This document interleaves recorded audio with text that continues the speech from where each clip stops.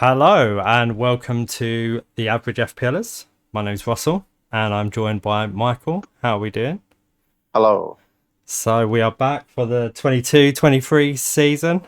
Better late than never. We're about 2 days away now from the start of the season.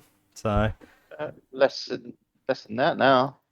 um, mixed. We're among us mixed ways of getting back into it and enthusiasm. I think Mike, you had a team in like pretty much straight away. A draft. Yes, I had a rough idea what I wanted, and then I left it until pre-season finished, and then Hmm. I still haven't gone and made any dramatic changes just yet. No. But hopefully, I need to take a look at it tonight. So hopefully we get some better ideas of what I should do. Because if not, I'll be going into that team with game week one of making no changes in about 5 weeks. Oh, that'd be good. Yeah. Well, I mean, I logged in pretty early this time. I actually got a login, so I've got a reasonably high number or low number. But yeah, I just picked random, so and then sat on it for weeks. So literally, only the last week I've started looking at it and finally got a draft or two that's gone in. So, but we are missing someone from last year. Gaz is not with us. He's not dead. He's just being lazy and he's not on here, and we don't know whether he's coming back, but we shall see. So Watch this space for that one. But yeah, let's get into it. Got some topics that we're gonna go through if it works. So obviously we're gonna look at our drafts, our game week one teams, and well, I put transfers on there. That's because I didn't change it, but yeah, basically our teams for game week one. Around that, we're going to talk about players that are locked in and any alternative options that we've got. So basically ideas that we've got, tweaks we might make, etc. And then obviously looking ahead towards the season, we're going to go through some budget picks and some premium picks that we think will do well this year. So I've put you up first, Mike, for your team. lovely stuff. I figured, as you had the draft in first, you should go first. So, Right. right. I guess I should read off what I have. Um, Yeah. yeah, so this hasn't changed since release of FPL, with the exception of one. But anyway, I'm currently playing a 3-5-2, unheard of right now because everyone's playing five at the back. I've got Meslier in goal, Alexander Arnold, Cancelo, Fofana, Luis Diaz, Grealish, Almiron, Salah, Saka, and then up front I've got Jesus and Bamford. And then my substitute bench is Pickford, Kyle Walker, Neco Williams, and Lyle Taylor. Mm. So yeah, there's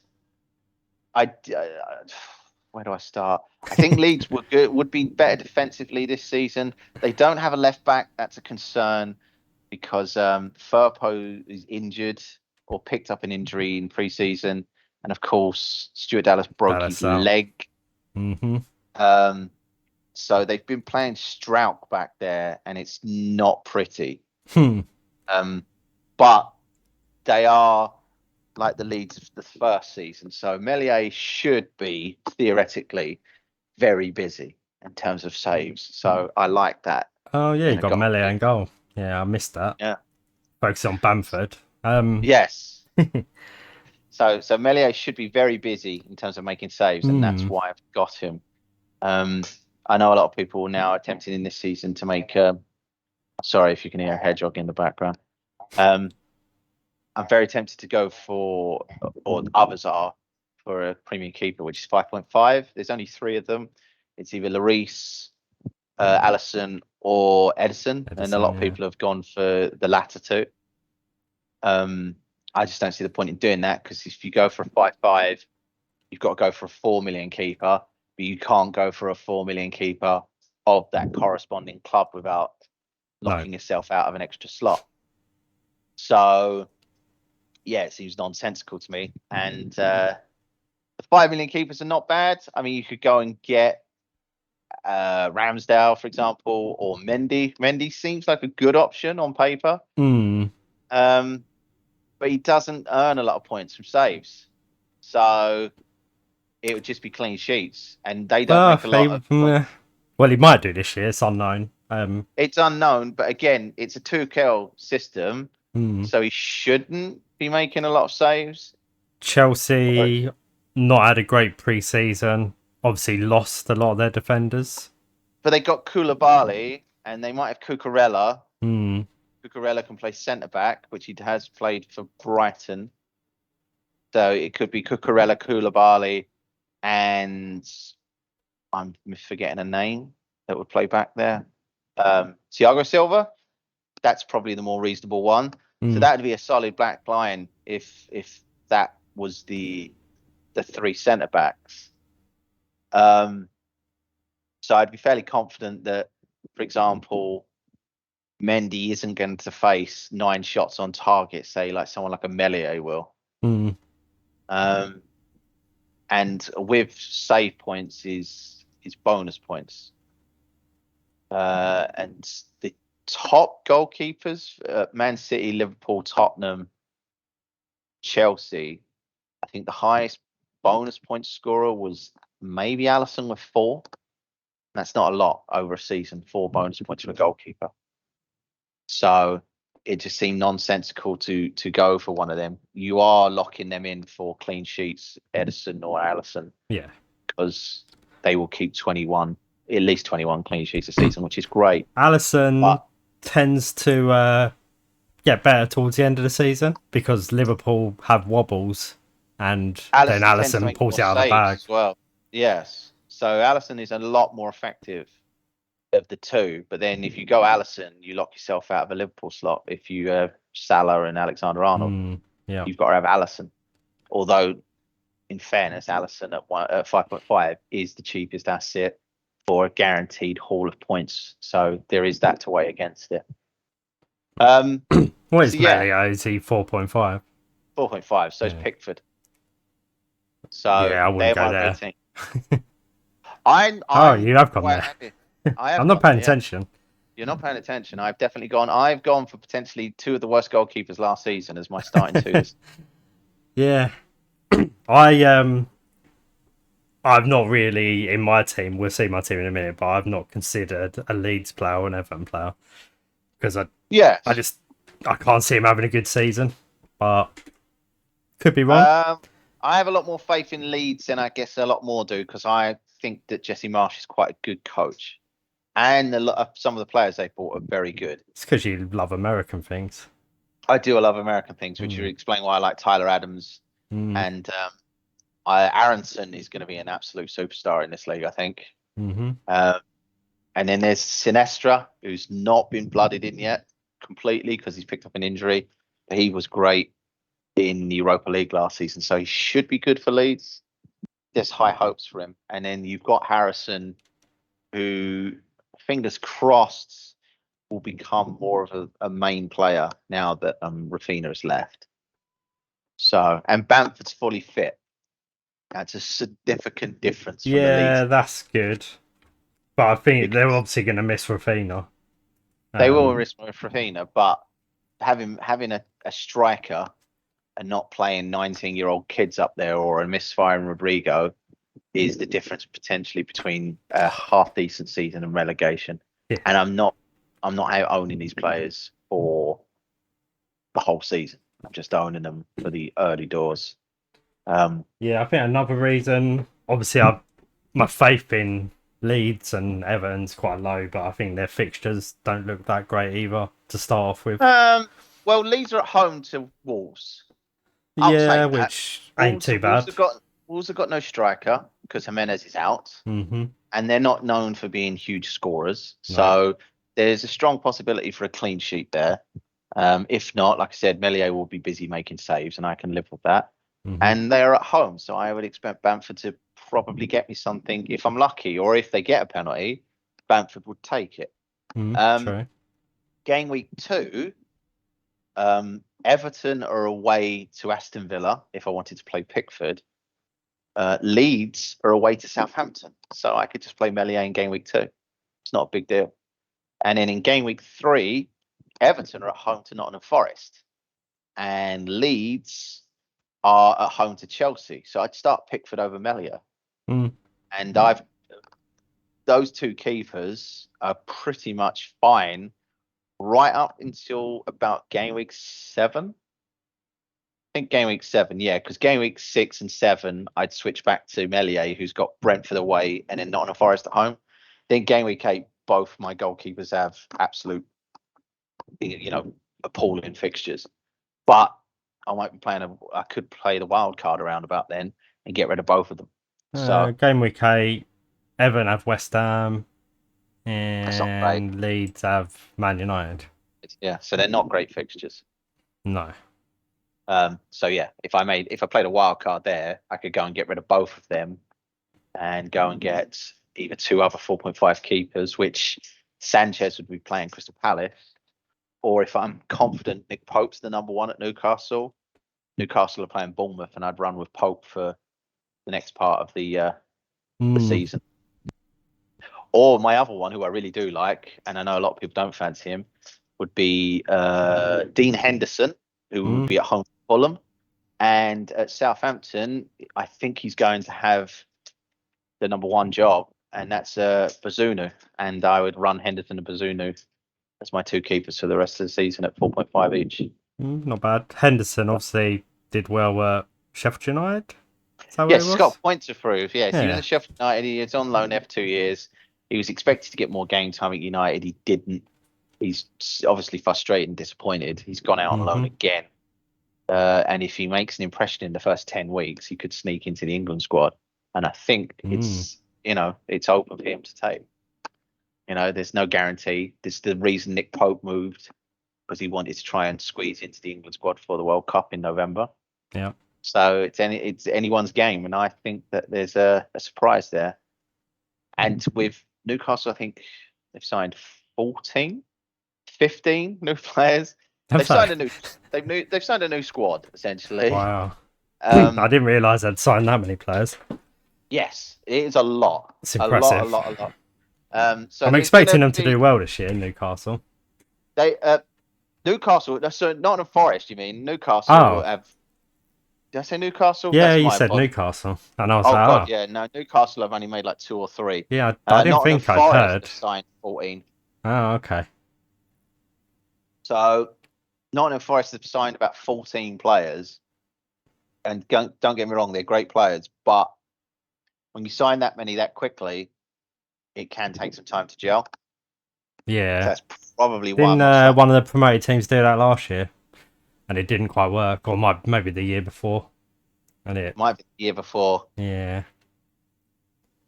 I mean, there's always one team that spends big, and it always blows up in their face. Like Fulham, or QPR, or someone of that ilk. Might be Fulham from a couple of years ago, the last time they were up. I'm thinking they bought loads, and then they loaned loads in January to try and keep sort of stemming the sort of constant flow of conceded goals. They got like Callum Chambers and players in on loan, didn't they? But it didn't work. So yeah, I think my goalkeepers are solid enough. Both of them will make saves.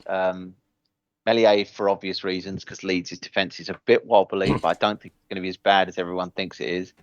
And Pickford, as much as everyone is thinking about Everton of last season, Everton have signed Tarkowski, and Patterson who they signed in January, has been playing out on the right, and that defence has looked a lot more solid and stable. Coleman's carrying a knock, isn't he? Yes, he is. So he's out. So Patterson would be a good 4 million option if you didn't want to go for Williams in defence. I have no intention of really using either, because I'm not, so he's just there sort of like a bench too, but they're definitely playing kind of thing. Yeah. Everyone's got Nico Williams. I've got Nico Williams anyway. There is a fair amount of him, But I don't intend to play him. Like he intends to be on the bench.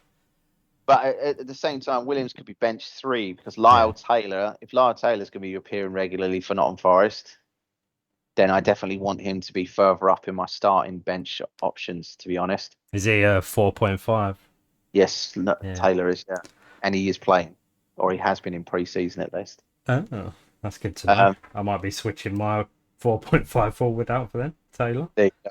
If not, you've got a bit of extra money. Sam Surridge of Nottingham Forest, who's 5 million, has also been regularly playing. Yeah, because I know mine has not been playing, so it's no point.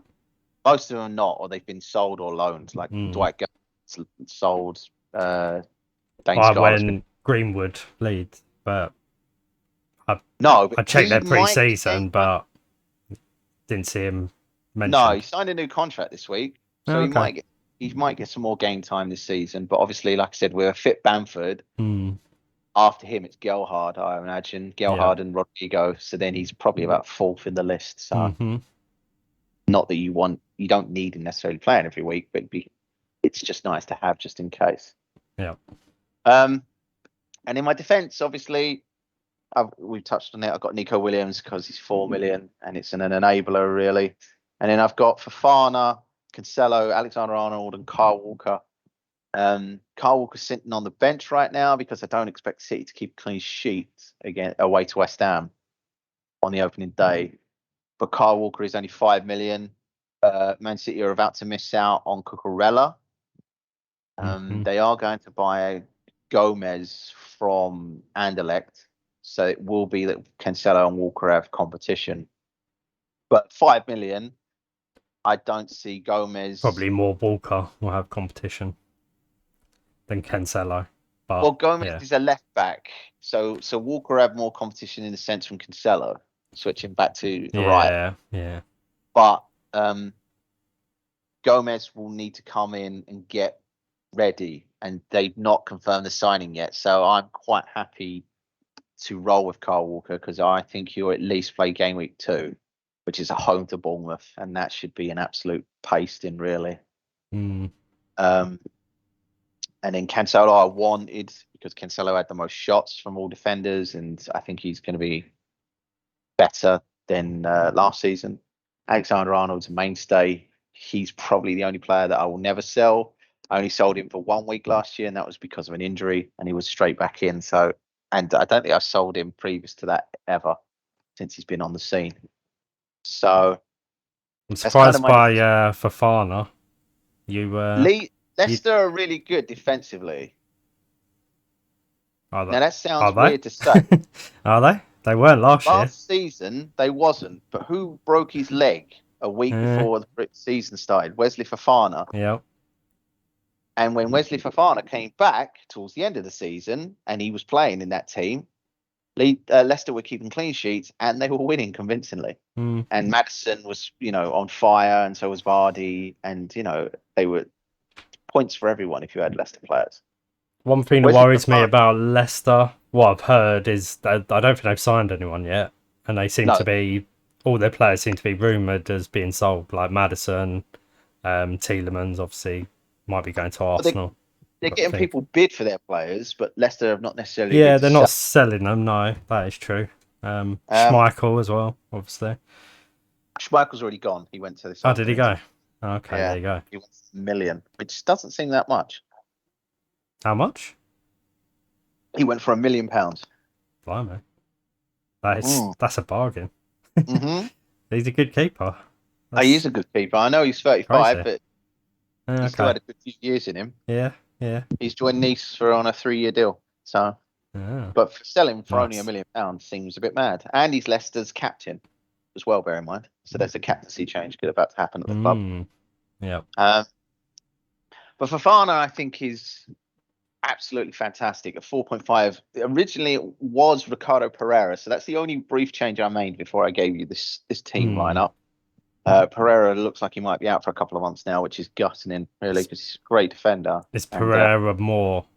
Is he 4.5 or? Yeah, Ricardo Pereira's 4.5. It's a good price. That's the reason I wanted him. I think all the Leicester fullbacks are 4.5. James and Castagna are as well, so I could really have one of them if I wanted. But Fofana is a fantastic centre-back. He's guaranteed to play more than Leicester's fullbacks because they chop and change because Thomas is still there as well. And then there were strong rumours that Chelsea were going to pay quite a substantial amount of money for Fofana. If Fofana joins Chelsea, I would, I'd love to have already had him and be on him at 4.5 because his price will skyrocket after that.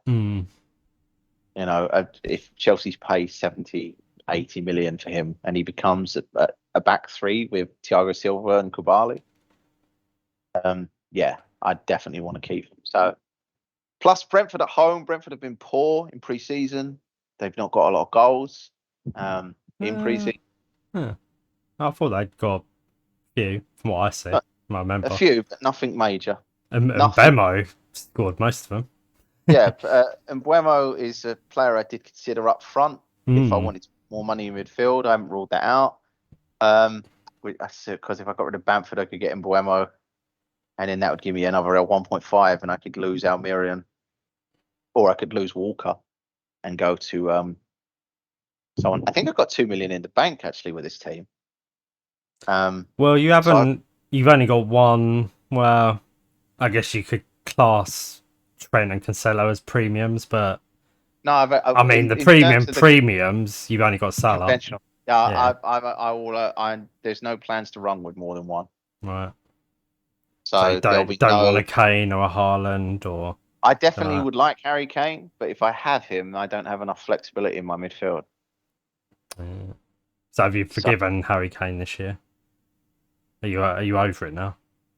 I'm not over it, but it's a different person from the last summer. So he's happier. Everyone else seems happier. It's clearly a better environment. Tottenham's pre-season had been Kane and Son, hasn't it? Scoring and assisting. I mean, that was expected. Yeah. He's had, and then I know the club itself's had a bit of an up and down one. It's not been convincing wins, which has been good because it means that they've got to work to be better. It's probably better though. Teams that come into the season after a good pre-season normally lose. So well, you get if you lose during pre-season, it gives you a sense of okay, this is what we need to work harder on. Our fitness is not good enough, etc.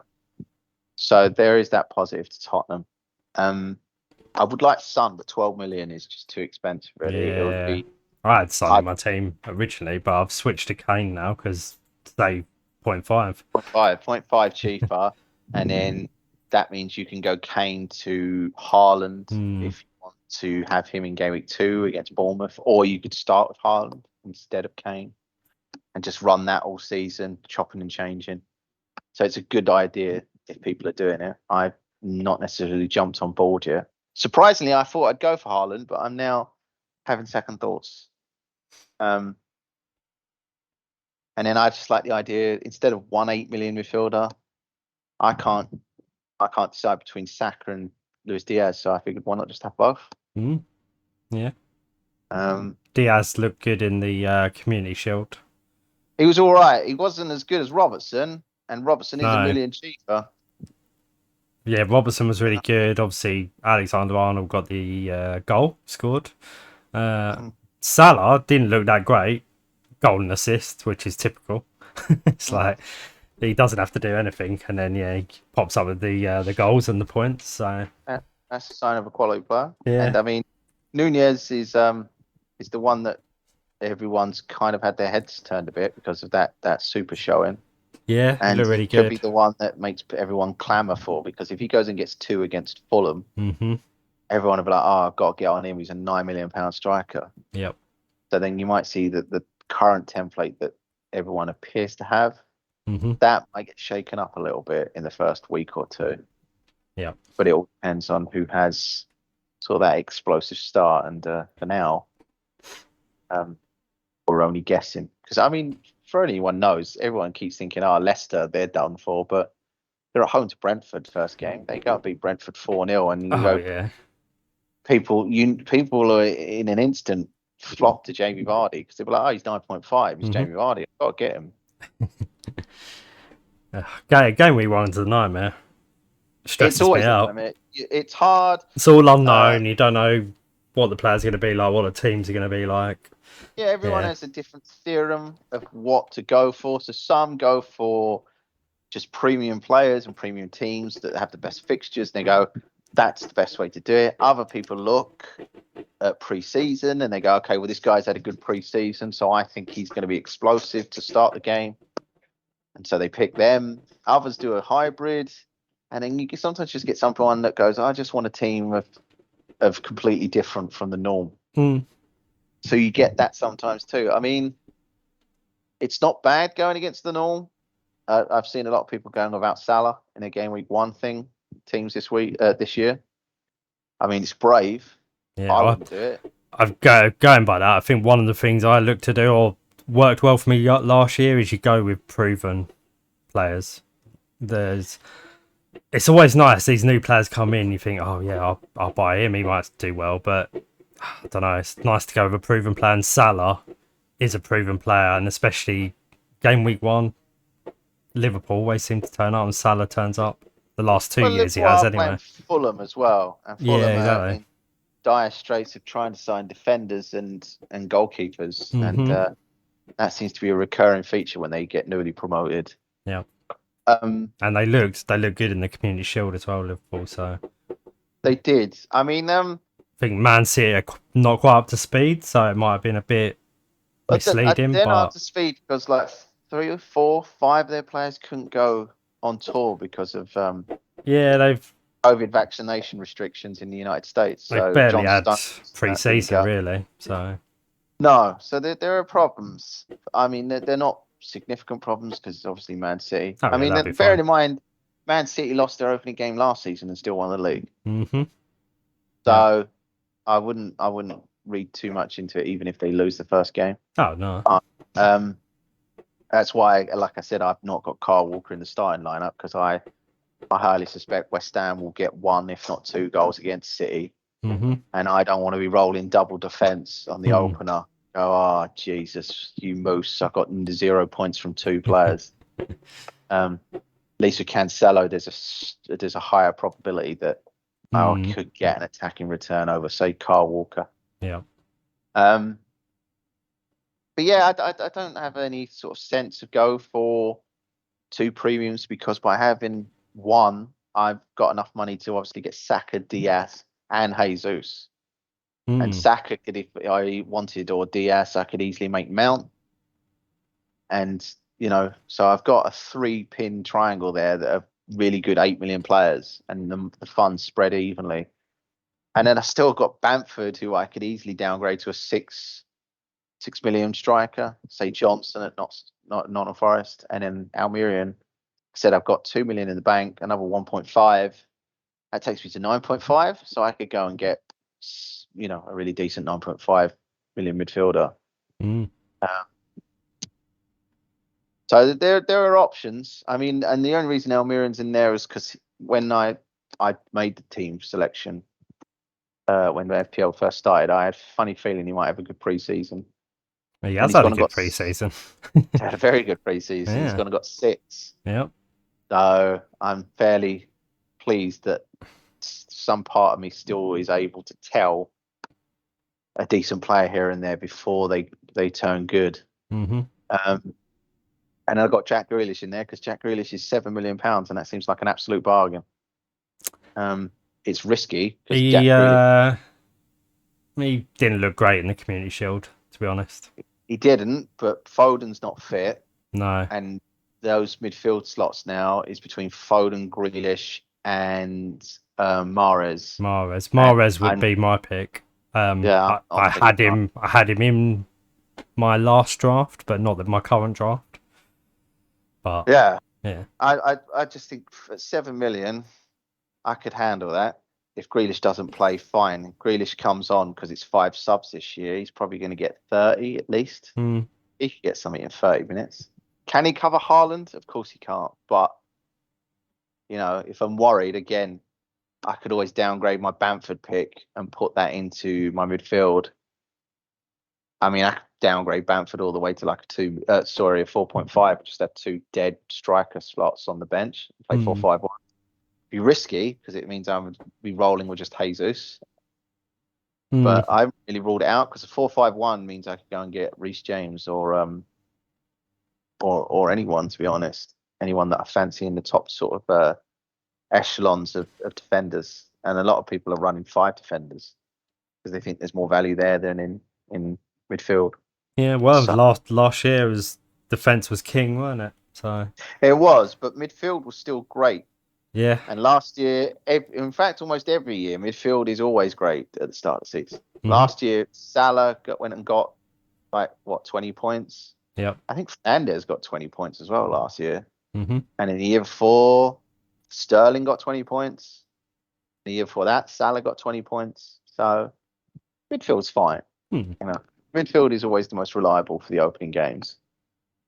And I haven't ruled out potentially getting Sterling. I know he's not exactly hugely favourable, but I think Sterling might be great at Chelsea. He's gonna get more. He's gonna get more minutes at Chelsea.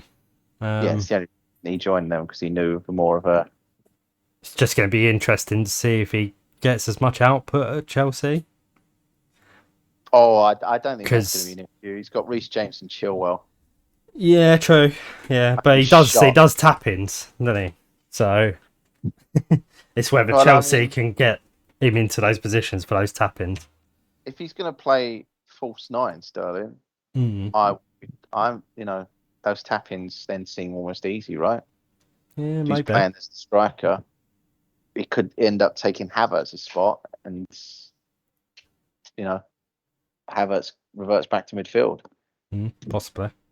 It wouldn't surprise me because Sterling has played false 9 for Man City with ease. Mm-hmm. And it doesn't look like Chelsea are going out to buy anyone. No. So it's going to be Sterling, Havertz, or probably Broja these days. I mean, if Broja establishes himself as number 1 up there, fair enough. I'll go and buy him. He's only like 5.55, so not bad. No complaints from me. But I wouldn't be worried about supply. I think with Reece James playing on the same side as Sterling, if Sterling plays on the right, or if Sterling plays on the left, he has Chilwell or Alonso. I mean, he'll get a lot of assists from Alonso because Alonso loves a goal. True. So yeah, I'm not really that worried.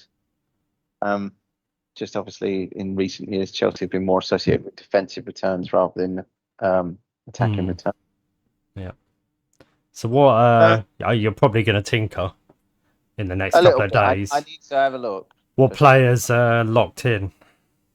I've not changed. I go obviously Salah and Trent. Salah won't change. Trent Alexander won't change. Cancelo won't change. And then probably Saka won't change. But the rest are all up potential. For debate. Yeah. The only one that might not be up for debate anymore is Gabriel Jesus. You said off air he's very popular. He's like really high owned. Gabriel Jesus, right? Let's have a quick look while we're live. I currently don't have him, but I did have him. He's in 73.3% of all teams. And there is currently, as we speak, 5.82 million players playing the game. So that's at least, 4 million players have him in their opening team. Now, if he gets nothing and he blanks and you own him, so does 70% of everyone else. So you're not losing any points. Yeah. But if he goes and gets a hat-trick like he did at the weekend and you don't own him, you're going to be one of like only 20% who don't own him, and you are going to take a bloody good hiding. I know it's only like 15 to 18 points for a hat-trick for a striker, but that's a bad start. And if you start badly and he goes and gets, say, like a couple of goals against Palace, you're going to start taking hits to get him, or you're going to throw an early wild card in game week 2 or 3 to get him. That blows all your plans to pieces. Although an early wild card is more viable this year because of the World Cup, isn't it? It's more viable, yeah. Rounds game week 6 to 8. Yeah. I mean, I usually do an early wild card anyway, but yeah, it's more inclined this year. I think a lot more people are going to take that option instead of holding it. If you're doing it in game week 2, you've seriously ballsed your opening team up. Yeah, I mean, I've done that before. I know everyone's done that before. Gaz has done it before a few times. I've done it before a lot. But it's not a great choice. You want to give it at least 2 or 3 game weeks to get an idea of where all the teams are, how the players are doing, and then you've got a better kind of idea of what's going on, and you can make a better selection from that. But that being said, probably me, game week 2, I'll use my wildcard now. That's probably what's going to happen. Well, if you don't own Jesus and he goes and gets 2 or 3 goals, exactly, might be like, I need to change my team. Yeah, there you go. And because he's so highly owned, I mean, he's more owned than Salah and Haaland and Kane. Mm-hmm. So he's like literally the highest owned player that the game's ever seen at this point. Yeah. As I said to you, he's come from Man City. He's gone to Arsenal. He's had a great pre-season. He's only 8 million. It's he's going to be the main man. And Arsenal's first 4 fixtures are quite good on paper. They're okay. I mean, if Jesus was only 30% owned, I wouldn't have him. Because if he was 30% owned and they're away to Palace, I think Palace frustrate Arsenal there. Yeah. It's a lesser sort of risk, and then I could just play another sort of same striker in that sort of price bracket, which would have been Calvert-Lewin, but he's out now. Or again, it would be Jesus down to a cheaper striker, and then the rest of that money in midfield or defence. But why he's so highly owned, it's easier just to hold him and just have him, because in that way, if he does get 11 points to start with, all right, I'm not going to get any huge green arrow off the guy, but I'm definitely not going to be one of the guys taking a red arrow. No. And so yeah, and at that sort of ownership, I would imagine his price goes up quite quickly. You know, after the deadline, when it says players that are due to go up in price, he'll be up there. I think Jesus will be quite far up there. Mm-hmm. And he, like I said, even more so, if they go and get 1 or 2 goals against Palace and he's involved in both, there's no doubt in my mind that his price will go up, and people will be panicked, sort of taking hits, etc. So, but I haven't, I think I will keep him just to cover it, which I guess that's me saying I've got a fear of ownership, because if I didn't know his ownership level, I would be not going with him. But at the same time, he is a good price. That's the other thing that's tempting me. And if he was 9 million and he was this highly owned, I probably would step off of him, because I think Jamie Vardy's got a better opening fixture. Jamie Vardy's only 9.5. So, yeah. But my team needs some work. Amazingly, though, considering I drafted this on the opening day of FPL, because my team ID number as well, I'm pretty sure it's ridiculously low. I mean, not in terms of like the whole FPL thingy, because most people get like 3 figures, but yeah, I mean like the lower 4 digits. Oh wow, yeah. So yeah, I was very early onto FPL, and then I just had a little play around and put them in, and I was like, yeah, that'll do. I'll leave this as it is. Obviously, Nico Williams and Fofana are the only 2 I've changed in recent days, because Williams obviously moved and said Ricardo Pereira got injured. But other than that, I'm fairly okay with it. I quite like it. I think I've got a good balance and good structure. I mean, I know I'm bucking the trend by having 2 premiums, and I could regret that. I mean, Kane looks like he might have an explosive season this year. That's concerning. I mean, Tottenham are at home to Southampton, who are always bad starting the season. Yeah. And I'm also putting quite a lot of eggs in the Arsenal basket by putting 16 million in my budget in 2 of their mainstay players. So yeah, we lost away to Palace last year. So yeah, 1-0. Yeah. I'm not. Of all the teams I expect to do really well this season, I expect Crystal Palace to be fighting for the top 6, top 7. Which every time I say something about, like I said last year about Palace, I thought they'd be in the top 8 for league goal scorers, and quite a lot of people laughed at me on social media. And then I think I did as well. Yeah, I wasn't that far off though. I Yeah. think they come ninth in terms of scorers. Yeah, did well. I really like Patrick Vieira as a manager, and I think he's a fantastic manager, and he's criminally underrated as a manager. Yeah, he did a great job last year, so see how he does. Yes, See how he does this year. But bearing in mind last year as well, he was in charge of a team that lost 22 players, and I think they signed 15. oh, exactly. That was more the They're, reason I thought they were going to do bad last year because how big of a job it was and how much yeah, they changed. they So lost all of their established stars. he did a great job putting that team together and making them Yeah, do so well. So they rebuilt a defense. They played with a completely youthful defense that were guys from the championship really in terms of Mark Guay, and Guay's now gone on to has gone on to be an England international, which is fantastic. Yeah, Along with Mitchell. Mitchell's an England international too as well, right? So yeah, he's exactly.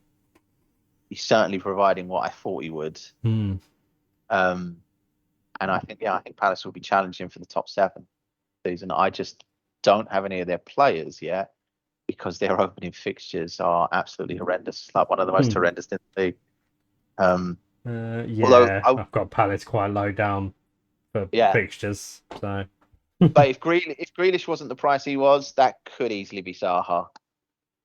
And I wouldn't be too against having Zaha sticking with him for 6, 7, 8 weeks because I don't think he's going to the World Cup either. So he'd be great after the World Cup too. Yeah. So yeah, other than that, I mean, I like the idea of Almiron because Newcastle have got a good opening fixture. Apparently, he has found quite some form, which I hadn't anticipated he would do when I originally picked him. It was just he was a good enabler, and I thought he might have a good one because of the way he was talking at the end of the season. Yeah, and I think with where Newcastle are now, I don't know. Yeah, I mean he could come good. Never know. I've got a good feeling about Almiron. If he has, sometimes there is always 1 or 2 players that have a good pre-season, and they're not really talked about much, and no one really talks them. And they go, "Oh well, no, let's sit off of them and wait." And then by the time they go, "Okay, I better get on them," they've gone too far in price, and then you look at that player again and go, "He's not worth it now. I've missed out on all the points." Yeah. And then he keeps scoring points. So that's what happened last year with Ben Rama. Ben Rama had an opening, like 3 opening games were absolutely ridiculously good. And people kept going, "Oh, well, I better not. I've missed out now. I won't." And then he went and had a good 3 or 4. And then before you know it, it's working out when, sometimes you jump on a player because they do well and then they don't score again. But sometimes you miss that boat, but sometimes it's worth jumping on it, even if it's just to stop it from burning you kind of thing. Yeah, I mean that's similar to what the Jesus pick is, I guess. It's to stop it from burning. Jesus had a really good preseason. He's owned by so many people. Let's just have him and put a band-aid over that right now. It's fair. And in the rest of them, I'm normally okay at finding a good gem or 2 to start the season with. So fingers crossed I've found 1 or 2, or if not, when I make a couple of changes, I do find 1 or 2. I think Bamford might actually be one, more so than Saka and Luis Diaz. I think Patrick Bamford might be the one that actually is thingy. It was either him or Callum Wilson. I really had an idea for Callum Wilson, but Almiron just blows him out the water in terms of a form for pre-season. So but I like the idea of Wilson as well. Because he's going to play every week, really, unless he gets injured. So he'll probably get injured, but if he plays and he don't get injured, he's reliable until he is injured. So I mean, I need to have a look, but for now, it's an okay team. Running a different system from most. Well, on that note, we should probably go on to my team. Yeah, let's have a look. I too am going 3-5-2, so it's not that strange. No, well, not between us lot, but everyone on social media is going 4-5-1 or no, they're playing at least 4 at the back. So it's either 4-5-1 or 5-3-2 seems to be quite a popular pick now because Yeah. obviously everyone's scrambling for Haaland and Jesus. Yeah. Oh, yeah. I guess, yeah, you can get some cheap defenders in there to play. Yeah, makes sense. But, yeah, I'll run through my team. Martinez in goal. Got Ait-Nouri, Alexander-Arnold and Walker at the back. Then in midfield, I've got Saka, Salah, Bailey, Almiron, who we were just talking about, and Neto. And then up front, 2 premiums, Kane and Haaland. And then on my bench, I've got Olsen, Tomiyasu, Nico Williams, and Greenwood. So yeah, slightly different approach from you. Somehow I've ended up with the 3 premiums in my team. Get your freemium out for the lads. Yeah, but I quite like it. I think it's still fairly balanced. Slightly unsure quite there. Yeah, I quite like it. I have carefully picked in. I've looked at pre-season and stuff like that. So, yeah, I think like goalkeeper was quite tough. I did think about the Wolves goalkeepers, Star and whoever the backup is for Wolves. Can't remember now. Nice. I don't know actually. Oh. Is it still? I nearly said Paddy Kenny, but that is definitely not Paddy Kenny because he's John Ruddy. No, I don't think it's Roddy. I can't remember. I did have it. Sarkic or Smith, right? Yeah. It'll be Sarkic, I think. But Martinez, I like Martinez, so, and I've not had him in my team that often, so I thought I'll go there. They've got a good opening 3 They've got a good start to the season, so you just unless you're swapping him in game week 4 or 5, you are going to run a nasty game week 4, 5, 6, 7 with him. Yeah, but I've got a couple of options there now because obviously I've gone Martinez and Olsen, both Aston Villa, but with Ward or Everson emerging as the potential goalies for Leicester at 4 mil, could put one of them in as my sub and then rotate and switch. I mean, if Leicester are not signing a new keeper because they're saving their money to buy bigger players in outfield and they've got confidence in Everson, I'd be very tempted to get Everson myself. I mean, it wouldn't save me a lot of money. It'd save me 0.5. Well, we'll have to see who plays. It might be Ward. So. I don't think, not for game week 1. I think it'll be Everson because Everson played the last pre-season game and he played almost all of it. Yeah. I mean, if they're the only 2 keepers there now, it might be worth going for both of them. You could have both. And 8 million. 8 million goalkeeper sorted. And more money to spread around your team. So that'd be good. If it is that, then it's going to become the go-to picks for everyone. Yeah. So you'll see that within. It's the beginning of August now. So yeah, by game week 4, game week 5, that would be when the transfer window shut, right? So if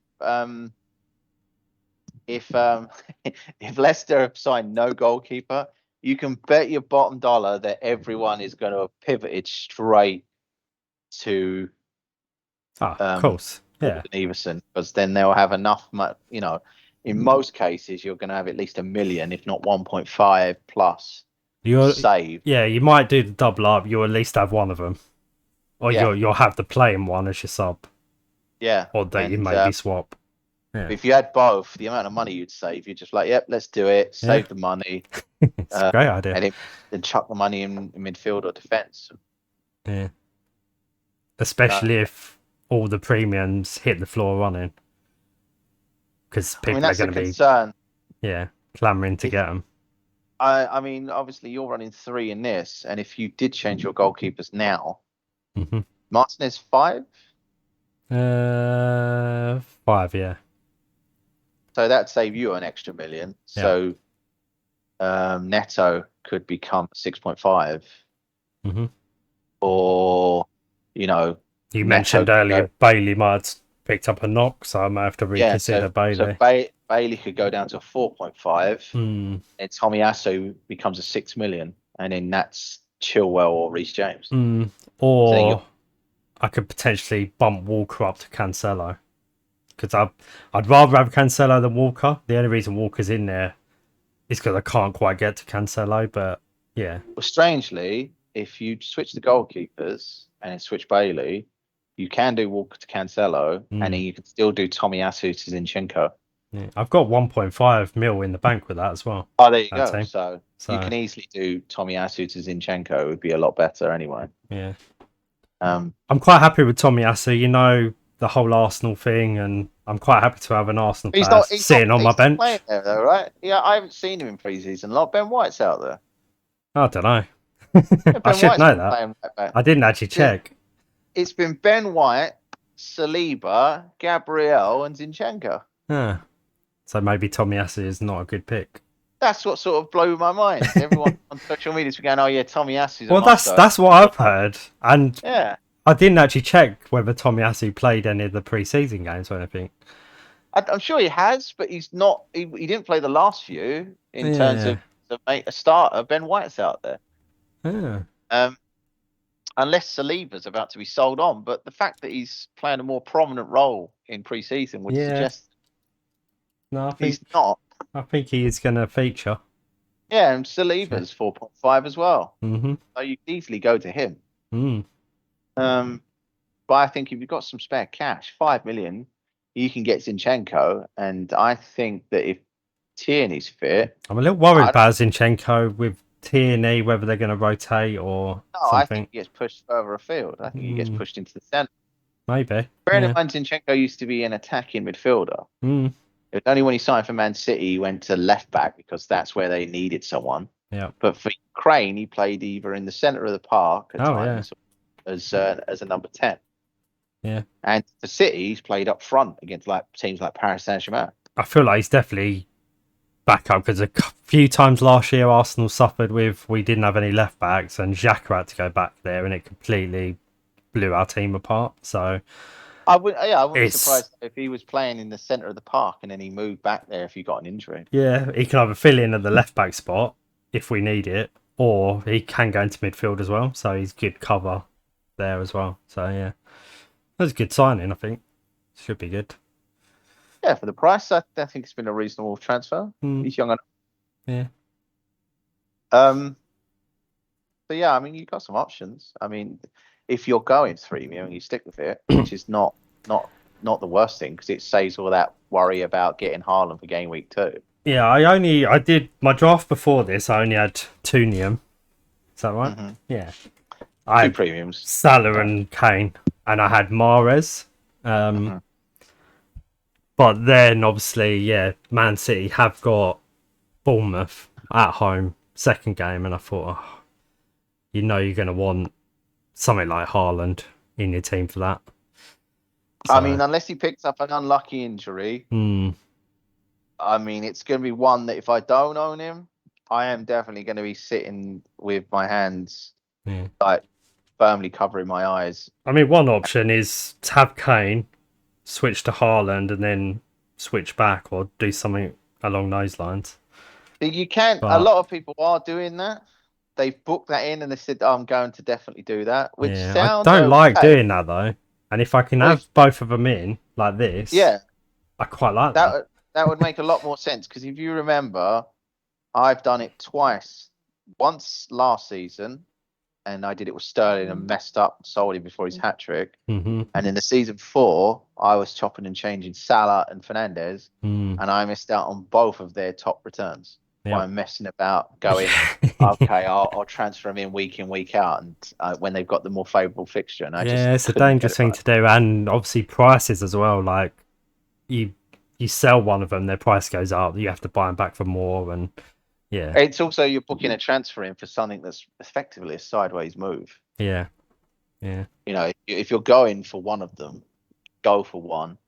And then go, okay, well, I'll take the hit if he doesn't get a point. You know, the other one you didn't buy, but or buy both. Find a way to get both and go, well, can I buy both and sacrifice somewhere else in the team?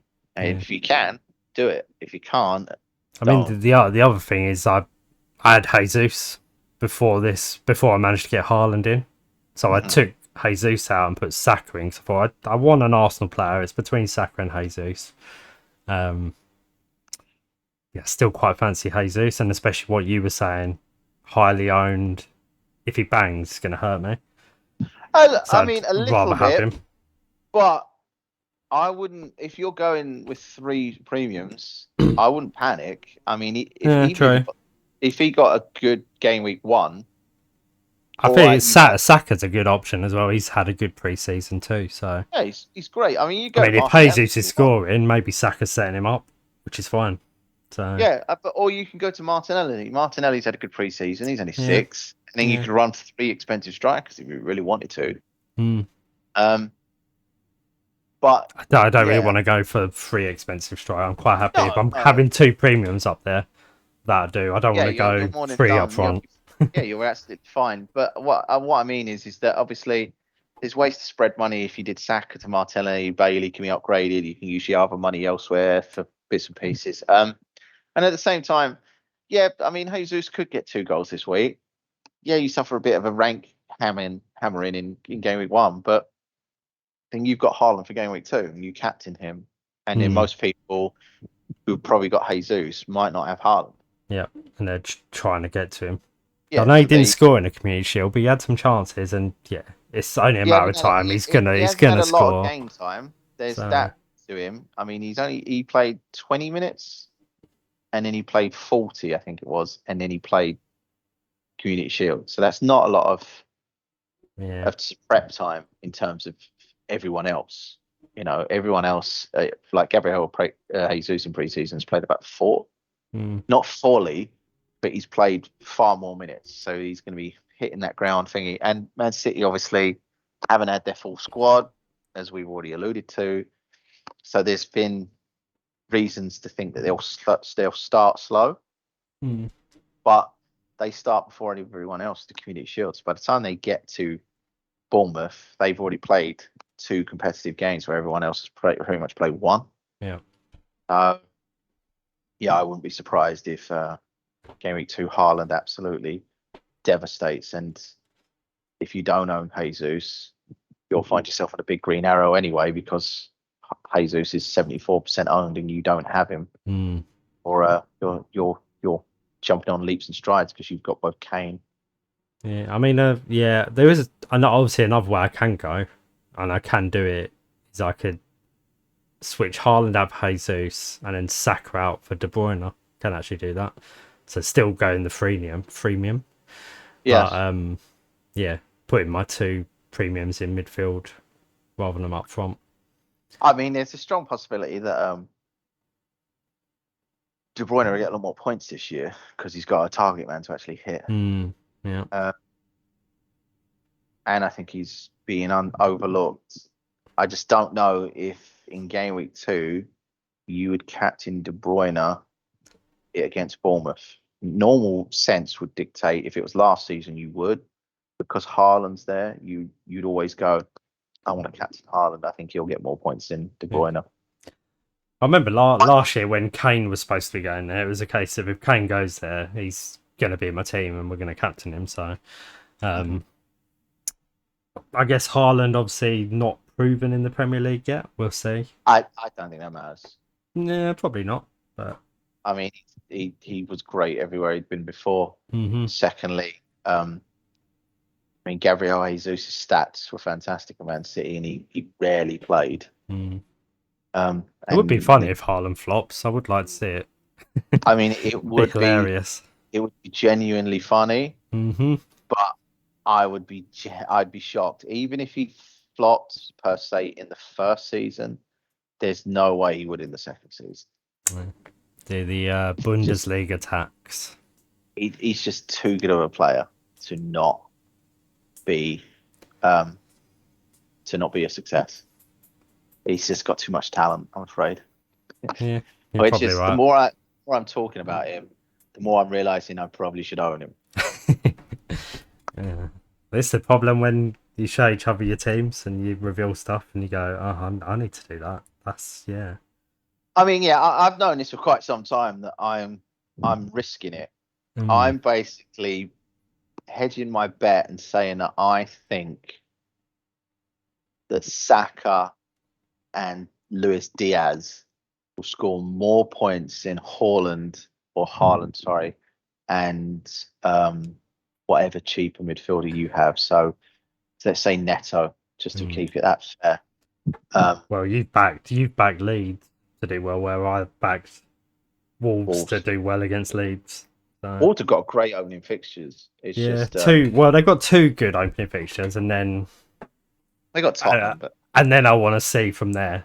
But because Wolves didn't finish last year very well, so we'll see. But yeah, obviously Neto's had a good pre-season. Yeah, but Podence has as well, so I could have gone Podence. I was between Noah and Podence.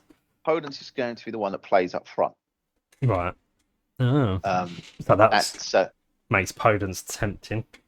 Yes, so he's been starting the games up front since Jesus been injured, and then during the game, Neto and him have been switching. Okay, yeah. Which I do makes feel sense. like Neto's the better player. Neto is the better player by far. Yeah, there's no question about that. But Podence is a quality player that he's not had the best of times. I mean, when he was at Olympiacos, he was absolutely unreal. And everyone thought he'd be a huge success once he moved somewhere else, and it just hasn't. He's been one of those frustrating, trappy players because, I don't feel like I think it was the season before when they played Man City, and Wolves were great. Podence was running Man City running rings around him, and we were like, oh wow, what a player! We've got to get him. Yep. Nothing after that. Rubbish. Nothing after that. Where have you gone? What's going on? It's the same with a lot of players that you look at them and you go, I've got to get him. And then before you know it, they're out of the team for no other reason than someone says it's tactical. And you're okay, but he's clearly in form. And then, of course, he gets substituted out as tactical. Yeah. And then when he comes back, he's no longer in form. So you go, oh, wow, well, that tactic worked because he's absolutely dreadful now and his confidence is gone. So, yeah. It's annoying, isn't it? There's a lot there. I mean, God, do I want to play this game? It's a lot of hard work. It's a lot of hard work. It's a lot of stress. I could just relax, be fine. Well, you left it considerably late. Everyone else has been doing all of this sort of theorising for over a month. Oh no, I couldn't handle the stress. I needed my time off. I enjoyed it, and in a way, it's come back too soon. I could do with a couple more weeks, if I'm perfectly honest. It's too long. This is not school holidays. We're gonna have like 6-7 weeks off. Yeah. I don't know. But yeah, I mean, it's whatever you want to do at this point. I mean, you could go for Pereira at Fulham in midfield, right? Yeah. The old Manchester United boy, he's only 4-5, and then that give you more money to upgrade Neto to another 8 million if you wanted to. So you could have Mount. So you'd have a 3 million and two £8 million midfielders. Yeah, Mount. I did have when I had my last draft had Mahrez and Mount in midfield with Jesus up front. I didn't have Saka. No. So I still had Bailey and Neto. Mm-hmm. But yeah, Almiron's come in because good pre-season, and one of the things I did notice when I looked at my team is most of my players are playing away, and I didn't like that. And then I had a little look and thought, Newcastle at home against Nottingham Forest, Almiron in form, that's worth like at least a 1 week punt. Well, Forest, like I said, have made like 14, 15 transfers as well, so they are going to be a bit slow. I mean, I think they lost 1-0 in their final pre-season game. Mm-hmm. Maybe it's 1-1. I should know. I was there, not the game, but I was in Nottingham. And yeah, so you can see that Cooper's probably going to get them going. Mm-hmm. And he should keep them up with the talent he's got at his disposal now. But it's so many players in such a short space that you might not see them. You might see them maybe lose like 1-0s or 1-0s, and you might not see anything really substantial from them. I don't know if we've got an international break this time round, right? Early on. Because of you must have, right? Yeah, we have. Yeah. World Cup. So yeah, we've got another couple of Nation League games. There you go. Today, so I think. Yeah, we must have, yeah. I would imagine during that first international break, Forest might not be great until after that. And then obviously the players that are left behind, he'll get basically those 2 weeks to do some serious sort of drilling, Yeah. getting them settled into a cohesive unit. So, yeah, they'd be good to target early on, I think. Yeah. Along with Bournemouth, because Bournemouth literally have signed no one. Scott Parker's essentially saying we're in trouble because we've got no one. Oh dear. Yes, I mean when the manager's saying that before the game's even started, you know he's not joking. You know he's basically going. Yeah. I need more players. Like I haven't got a defense. I haven't got a goalkeeper. Yeah. So yeah, Bournemouth is probably the number one team to target. And the thing with Bournemouth is, unlike Nottingham Forest, they haven't got anyone in yet. I don't know what will happen with them because I think they might take a couple of huge poundings early on from like City. I mean, if City beats Bournemouth like 7-0 in game week 2, I don't see them recovering from a downward spiral, which results in relegation. So, No. whereas I think if Nottingham Forest lost like 2-0 in game week 2 to whoever they're playing, I can't remember now, Villa, maybe. I think that wouldn't kill off their spirit. Forest are playing West Ham game week 2. West Ham. I can't see Forest losing 7-0 to West Ham, thankfully. Yeah. No. I mean, they might, but it's Game it's week less 4 and 5, they've got Tottenham and then Man City. Yes, but is there an international break before 4 and 5? That was. Oh, I don't know about that. Possibly. It's usually like only 2 or 3 game weeks and international break, isn't it? So That's what I'm saying. So yeah, more likely. If Cooper gets the time there to get that team gelling, then they should be fine. Yeah. But yeah, other than that, there's not a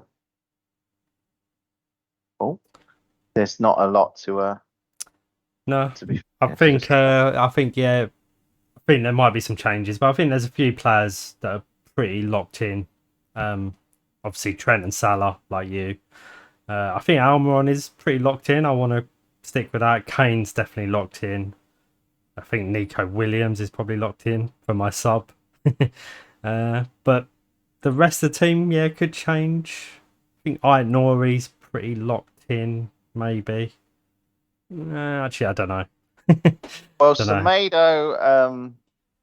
Semedo plays on the right, and he's got a hamstring injury. I think it is. Yeah. So he won't make the start of the season. So that makes Nori okay for now. Yeah. So Yeah, I've never had much luck with Wolves fullbacks defenders. I'm pretty sure I put one in last year who was playing and then he stopped playing and quite yeah, possibly Marcel. I mean, they've got less now. I mean, if you're not sure, you could always go for. At the moment, it seems like the most likely defensive partnership is Max Kilman and Collins, who they bought from Brighton, who they bought from Burnley. Collins is probably the better of the two, actually, because I think he's got more attacking potential. But Nuri is a decent player, so he should be okay for at least the first 2. Yeah, I think so. If he doesn't make it, he rarely comes on as a sub, so you've got a bench there anyway. Well, I might have to change Tomiyasu if he's. I've Right, got to check now if he's actually playing. But you can find a 4.5 if you don't want to put any more. Oh yeah. If I want to switch to an Arsenal Tomiyasu, player, I'll switch to like Saliba. Ben White or I don't know about Saliba because I don't know if he starts. So I think you might. that's the problem as well. Yeah, I don't know whether it starts. So maybe I'll go somewhere else, but I can find a 4.5 defender to put in there. Yeah. Yeah, I mean, there's options. It all boils down to what everyone wants to run in terms of how many premiums and what premiums. Because some people might go without Salah and just have Haaland and Kane. Yeah, they're easily captainable each game week. Kane game week 1, Haaland game week 2. I mean, I know people were going Salah against Fulham, but Kane at home Southampton's not the worst. Oh yeah, no, I'm tempted to captain Kane, but I think it will be Salah, Kane bias.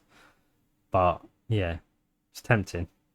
Yeah, I mean, he's quite good against Southampton, which is also another thing. So, so we'll see. It's figured out. I mean, if you run with 3 premiums, You might have the best of everything and beat everyone, so you never know. Yeah, you never know. It'd be nice, wouldn't it? Yeah. Yeah. Oh, right. Anyway, we should probably move on. We've already talked for over an hour, so. Yeah, well, you know. And I was trying to there's think only of two Gaz. of us as well. How are we doing this? Well, Gaz probably would have. Well, he might have. He might not have. I mean, he hasn't even done a team yet, as far as I'm aware. So I don't think he's logged in yet. So yeah, it's good. late, and then it's fashionably late. Mhm. He'll do it tomorrow, maybe, or Friday, like just before the deadline.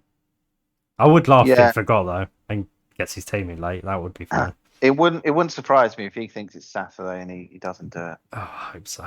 That'd be fun. uh, anyway, yeah, looking ahead to the season, our budget picks: goalie, defender, midfielder, striker in the style of FPL 4 that we do. So we'll get into it.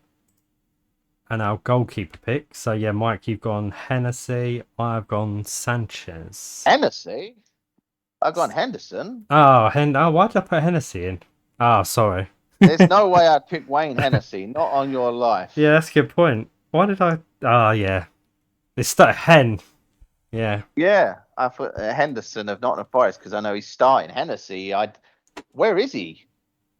Nottingham Forest? Nottingham Forest, yeah. Oh, that's also why I went there to get Henderson. Hen and went, oh, that's it. And I took the screenshot. Oh, yeah, good God, no. So Henderson you went for, yeah, which is a much better choice. Yes, Yeah, makes on much loan more from sense. Manchester United and looking to get into the World Cup team.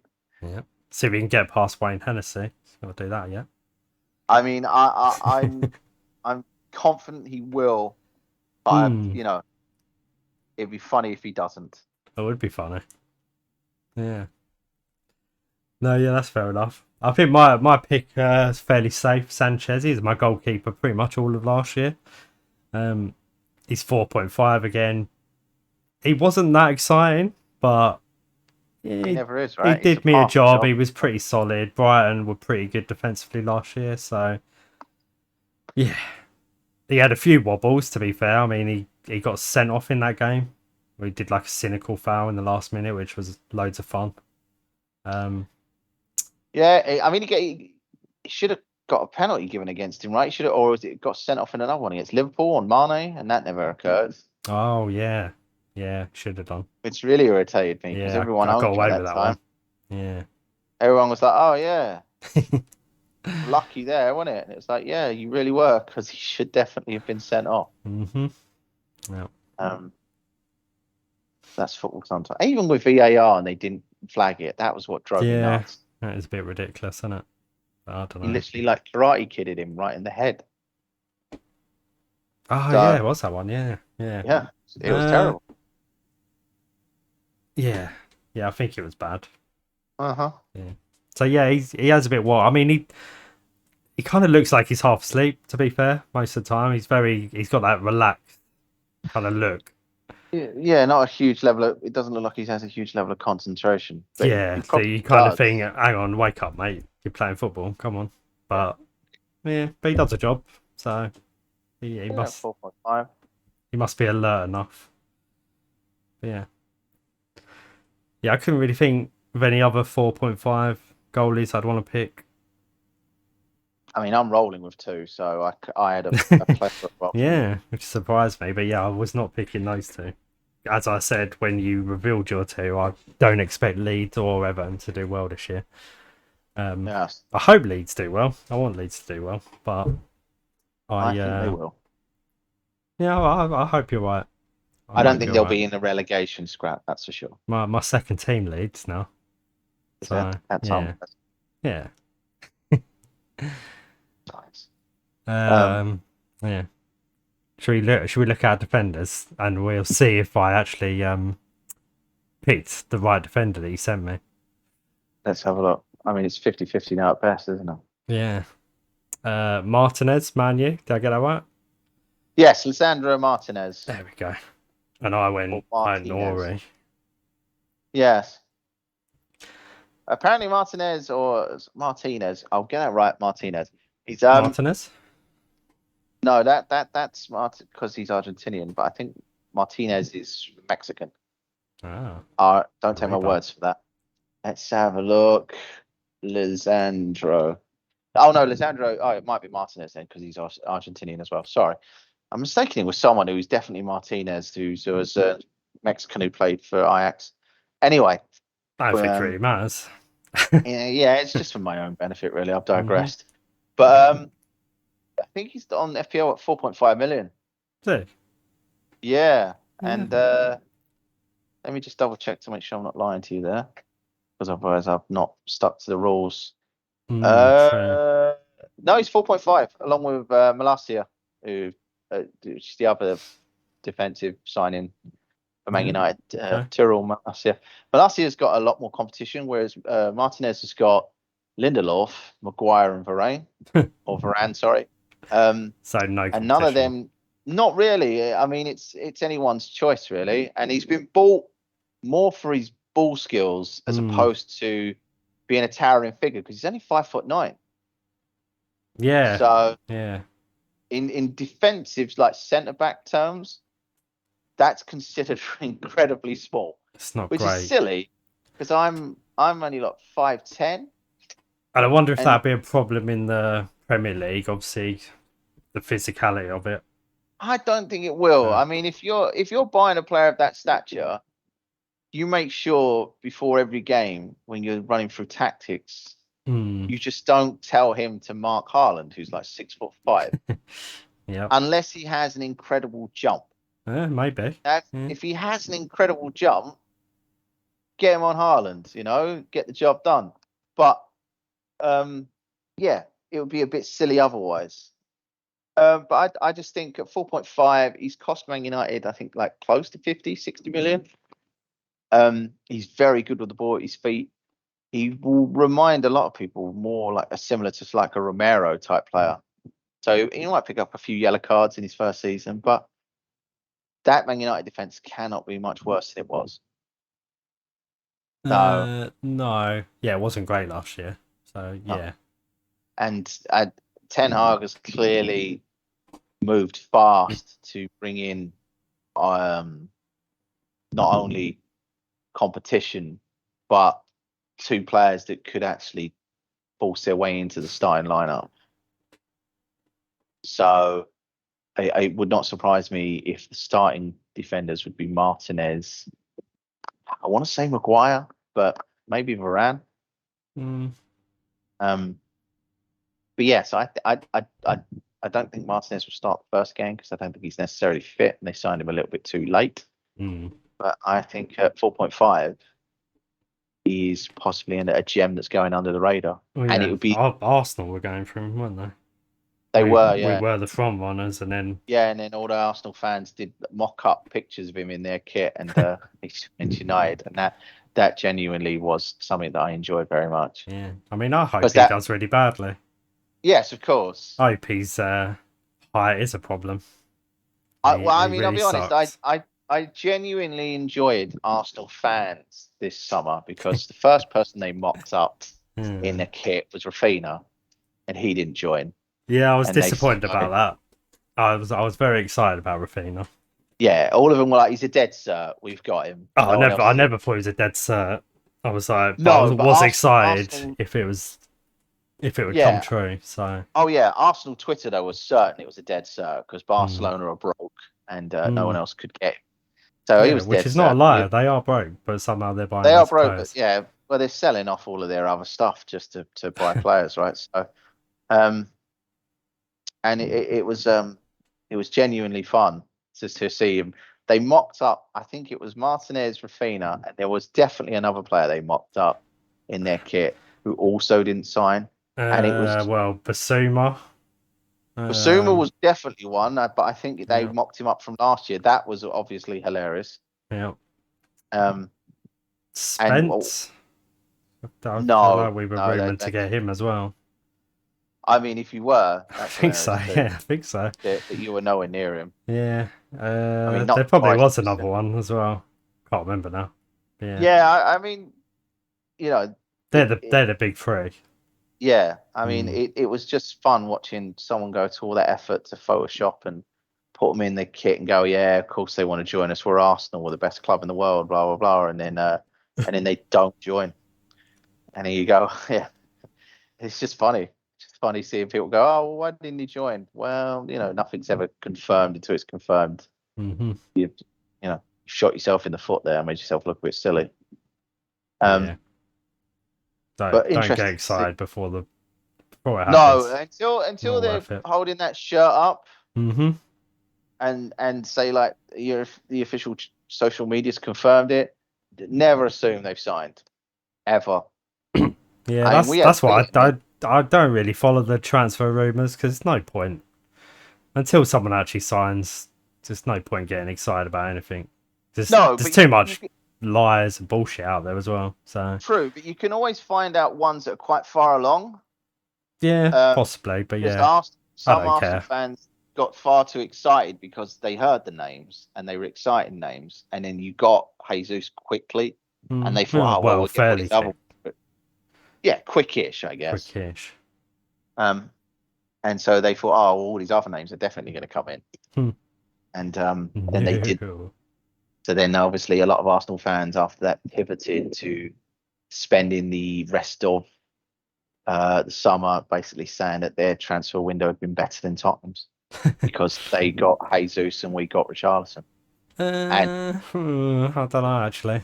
Yeah, we'll but who see. knows? We'll Who see. knows? I mean, at the moment, it means absolutely nothing. Oh well, yeah. You know, See at the end of the season. it generally makes me laugh when people go, "Oh, uh, rate your transfer window. How well have we done?" And you're like, "Well, you could say, oh, we've done 10 out of 10," and at the same time, you could lose all the first 5 games Oh, easily, yeah. and Pretty be sure bottom of the league. Arsenal did that the season before. Everyone went, "Oh Yeah. wow, they've had a great transfer window," and we did awful. Until we Oh started yeah. terribly. It Yeah. was 10 like, out of oh 10. great. 10 out of 10. We're going to challenge for the title, and then lose, lose, lose, lose, lose. And you go, it's suddenly not looking 10 out of 10 anymore, lads. I Mhm. mean, Yeah. I mean, it's a strange obsession that we do when people say, "Oh, we'll rate it." And you're like, "Well, I can't. Nothing's happened yet." Yeah. Right. I Yeah. can, I After a while, you know. yeah, I can rate it based on excitement, and the Hmm. excitement will be 10 out of 10 because my football club's spending money. Hooray! But other Mhm. than that, there's it's there's not much more science to it, you know. Nope. So yeah, genuinely intriguing. Football's a funny old game when they get people to do stuff like that. So, Mhm. Yeah. but nevertheless, Yeah. I think Man United have actually had a good window, and I think they'll do a lot better than people believe. I think everyone's expecting them to be terrible. I think if Ronaldo stays, I they think probably they're will. gonna have a good. I think they're gonna have a good season. Annoyingly. Without Ronaldo, they'll have a good season. With him, Yeah. it will be indifferent. It'll help them if they get rid of him. Just get rid of it. Mhm. The I mean, you drama. could clearly tell the difference. Without him in pre-season, they did great. Yeah. Then he came back, and they weren't great. So- Yeah. Not And good. that's because he wasn't there to work on team cohesion and have a proper pre-season. Mm-hmm. And I understand it because he keeps himself fit on his own. But Mm. if you're trying to work as a team, as a unit, to philosophy like Pep Guardiola's or Klopp's or Arteta's, etc., you need everyone playing from the same playbook, and Mm-hmm. Ronaldo doesn't do that. That's probably why Tuchel didn't want him, and that's probably why City don't want him. It's Mm. why Bayern don't want him. Mm. It's not that he's not a great player, just obviously he doesn't. He's not great in a team, so why would you bring him in and disrupt everything? Yeah, he's kind of his own thing now, isn't he? So yeah. Yeah. Yeah. Yeah. I'm pretty sure.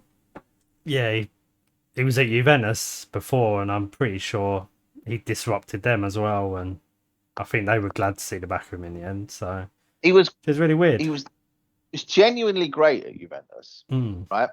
And he scored a lot of goals. Considering his age, and most other players at his age would have slowed down and got worse. Mm-hmm. But he was genuinely good. And of course, the difference at some of the time with Juventus, he was having a preseason. So that meant he was actually working on the team cohesion although slightly disruptive, and they had to develop the team to play into him rather than as a team. It was still successful seasons. I think he scored more than 25 goals every season. I think he was the quickest player to 100. Don't take my word on that, because Lukaku might have taken that now. But he did score a lot, and it was amazing. But it does feel like at the end of his reign at Juventus, he refused to play. He wasn't turning up to pre-season. Then he went back to Man United, and of course he joined really late, so he didn't get a pre-season there. Now he's not played pre-season this summer because he had a personal issue or a family issue. So he missed all of it, literally all of it. And he only played 45 minutes at Rayo Vallecano. And then he left the ground early, which Ten Hag said was unacceptable today. So it doesn't feel like it's going well. It's not great. Nope. He's sitting there going, this feels like that, you've brought in a new manager. You've given him some financial support. You said, "Oh, if you can move more players on, you'll give him more support." And it goes back to what you were just saying about the excitement when team signs a player. Man, you were so excited they signed Ronaldo. Oh yeah, fans went mental. They brought home like a hero. Yeah, they were probably rating their window 10 out of 10. They were like, "Oh, he's joined Ole Gunnar Solskjaer. He played with." And Ollie's going to go on to challenge, because Man United the year before finished third? I think so. And yeah. They were like, "Oh, Solskjaer's going to smash it this year," and then he came in, and he was everything that absolutely destroyed team cohesion. And then most of the players that were good for United the previous season, like Martial and that, were sort of shunted into no man's land, and then Man United just fell by the wayside almost immediately. I mean, it wasn't all Ronaldo. There was a lot in that involving Euros. And Rashford was awful last year. Absolutely he was, awful. but Maguire and Luke Shaw were equally terrible. There were quite a few England players that after the Euros... Sancho wasn't good. No, he struggled. Rashford was bad. When you're a new signing, if all of the established stars at your club are struggling, that's not a good omen for yourself. You're like, oh, great. Fernandes had a bad season as well, but I think that was partly to do with Ronaldo. I think he got overshadowed, and it's like in the Portugal team. Yep, and it was quite funny. I think Fernandes as well, when Martinez of Villa early in the season told him, "You take the penalty," and he took it, and then he skied it. Martinez was basically making fun of him, and it just felt like, Fernandes is probably going to have a bad season this year. That was funny. Yeah. There you go. Good times. But it is amazing. Like, if you sign a player late, it can have it can go either way. It can be positive. It can be highly negative. And that's why I think in terms of Forest and Bournemouth, because Forest have bought most of theirs early. Yeah. Although they'll start bad, they'll grow into it. Whereas Bournemouth, they're panic buying, and there's no guarantee that they'll recover if they start badly. Right. So yeah. Right. Anyway, should we look at our budget midfielder? Take a look. Yeah, we've both gone Arsenal. You've gone Saka and I've gone Odegaard. Although, as I pointed out to you when you sent these through, Saka was kind of outside my remit, because I said allegedly. I said under 8 million. And you gave me an 8 million midfielder, but I saw 8 million. What I thought, if you'd said under 8 million, I did say under 8 million. Yes, but I thought they meant including 8 million, because 8 million, when I said that, if it was 8 million, if it was 8 million and under, I would have said 8 million and under. Yes, the problem for me is that obviously, when you say under 8 million, the next bracket is 7.5. So you should have just said 7.5. I should have. You're fair. That's a fair point. I'll give you that one. And then if you just said 7.5, I would have gone, oh, right, and had a little bit more of a think about it, because I would have had no idea who to pick, to be honest. But you said under 8 million, and I was like, oh, I know my pick instantly. I have to work a lot with numbers and coding and stuff like that, where you have to say, less than or equals to, greater than or equals to, and that's where my mind was. What I didn't realise, what I didn't think about with FPL is all the players are priced by 0.5. Bang on. Yeah. bang on at Then the if start of the someone was, season. if it was Sky Fantasy, you Mm. would be absolutely right. I'd probably be able to find someone 7.9 million and go, Hmm. I've worked to your remit like a treat. Yeah. But I'll let you have it, and it's a very good pick, I'd say. Saka. Yeah, I think he's the Arsenal talisman. I think he's Yeah. a superstar, Yeah. which is weird to say as a Tottenham fan. I said it Yeah. last year. Said it the year before that as well. True, yeah, yeah. Do like Saka? Yeah, Saka's great. I love Saka. I've been an Yeah. open fan of him, and I was genuinely shocked when that period early in his career when he was basically becoming a Swiss Army knife for other dreadful players, where they play on the right, and you're like, don't do that. Just don't play Pepe. Yeah. My team name includes Saka this year, so there you go. That's how much I love him. It also includes Xhaka, and I'm not sure I love him as much, but yeah, he's alright. No, exactly. Get yourself a Saka shirt then. Yeah, There's some good shirts this year. yeah, yeah. All black one. Yeah, very nice. Very nice. Better than walking around, with Jesus on your back and confusing people. I'm just really into God, to be honest. Yeah, you could say that. Like, I just love the Bible, mate. Yeah. Go Yeah. down the, What? Did you go down a treat with the Catholics? Yeah, I love it. Yeah, Absolutely love it. love it, mate. Number one fan. But yeah, I've gone Odegaard. Yeah. His stats were really good last year. I think that's why I've gone for him. He's 6.5. Hopefully, Arsenal will do well this year. We've obviously signed some players. Jesus up front now. If he can do the same output of like expected assists and goals, he might get a few more actual assists and goals this year. So I think his points could be quite high. And for 6.5 mil, I think that could be good. Assuming Arsenal click and do well. And hopefully they will. But we'll see.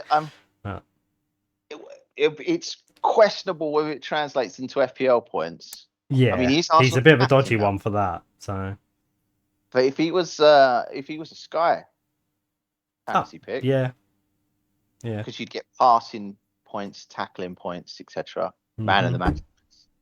And if that ever gets introduced to FPL, players like him would be absolute gold dust because you'd be like, well, they're cheap. They pick up points like they're going out of fashion. So, but there's every reason to believe he should be. I mean, if he's the captain as well now, it's unlikely he'll be starting from the bench. He's had decent numbers and stuff in pre-season as well, if I remember rightly. Yes, he has. He's not as good as Martinelli and Jesus. Saka and Jesus, no. But up there. Yeah. And probably reflected in the price, Saka and Jesus are 8 million. I don't know, Martinelli might be about the same price or a bit more. Martinelli is 6. Oh, okay, cheaper. Yep. So there you go. The only thing I'm worried about Martinelli is rotation. So I think he starts, but then when Smith Rowe gets fitter and he's out at the moment. He's got an injury, so he'll miss at least the first one, if not 2. Yeah, so I feel like people have forgot about Smith Rowe a little bit. He's a very good player as well. So that's because he started really well. Yeah, I think he tailed off towards the end last year, but yeah, he picked up a couple of niggles, didn't he? And then that was it. Yeah, but I think he'll be good. He'll be alright. Yeah, same sort of in the same sort of window as a couple of players, really, like someone like Bamford, who clearly could have been great last season, but he came back, scored, celebrated, picked up an injury, and then you didn't see him again for almost the rest of the season. Yeah, it's a shame. I do like Bamford as well, so I hope he came back. Good, comes back. I think so. It's there for him to make that impression. Mm-hmm. Yeah. Speaking of strikers, should we move on? Strikers. Yeah. I can't remember if you picked Bamford. Yeah, you did. There you go. I did. I thought you did.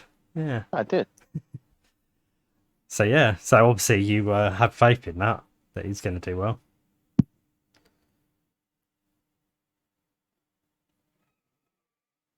Hello. Disappeared, Mike. Oh well, I'll carry on talking while Mike's not here. I've gone Wilson. So, I think Newcastle are going to do really well this year. So yeah, Callum Wilson is my pick. See if we can get Michael back. Where's he gone? Oh, I bet his headphones died. That's why. Well, let's see. I'm going to move on and look at our premium picks for the season. And bring up the goalkeepers first. Hopefully I picked the right one for Mike. But he can't argue this time. So he's gone Allison. And I've gone Edison. Yeah, premium goalkeepers. We went for goalies that are 5.5 million. Obviously, first and second in the league last year. So goes without saying. I actually, when I got Mike's pick through, I thought, yeah, Allison's the better pick here. Hello?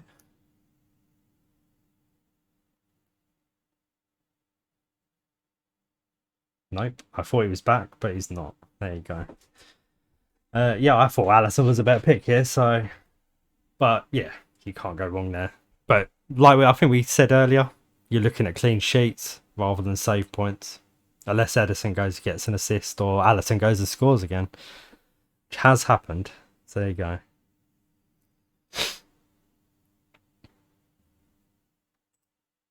Hello. Hello. Oh, there you are. Yeah. So I was I had chatting to at some length. I had to carry on without you.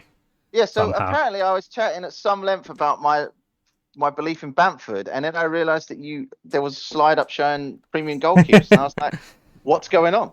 Yeah. And then I took a look, and apparently my headset was completely desynced. I was like, "Oh, what?" So you went on for quite a long while without me saying anything. Yes, I went on for quite a long while because I was chatting about That's typical, isn't it? Yeah, I mean, I couldn't help myself. I was getting too excited by the idea of a differential pick in someone like Bamford. So I was saying that obviously if Jesus hadn't had such a great last game, and if in Arsenal hadn't had a good preseason in general. I mean, if Arsenal would only beat Chelsea, say like 1-0, not 4-0, and Jesus hadn't got a hat trick in his last game, and I think Arsenal won that one by 6. Yeah, 6-0. 5-6. Yeah, so I mean that's quite a against that's quite Seville as well.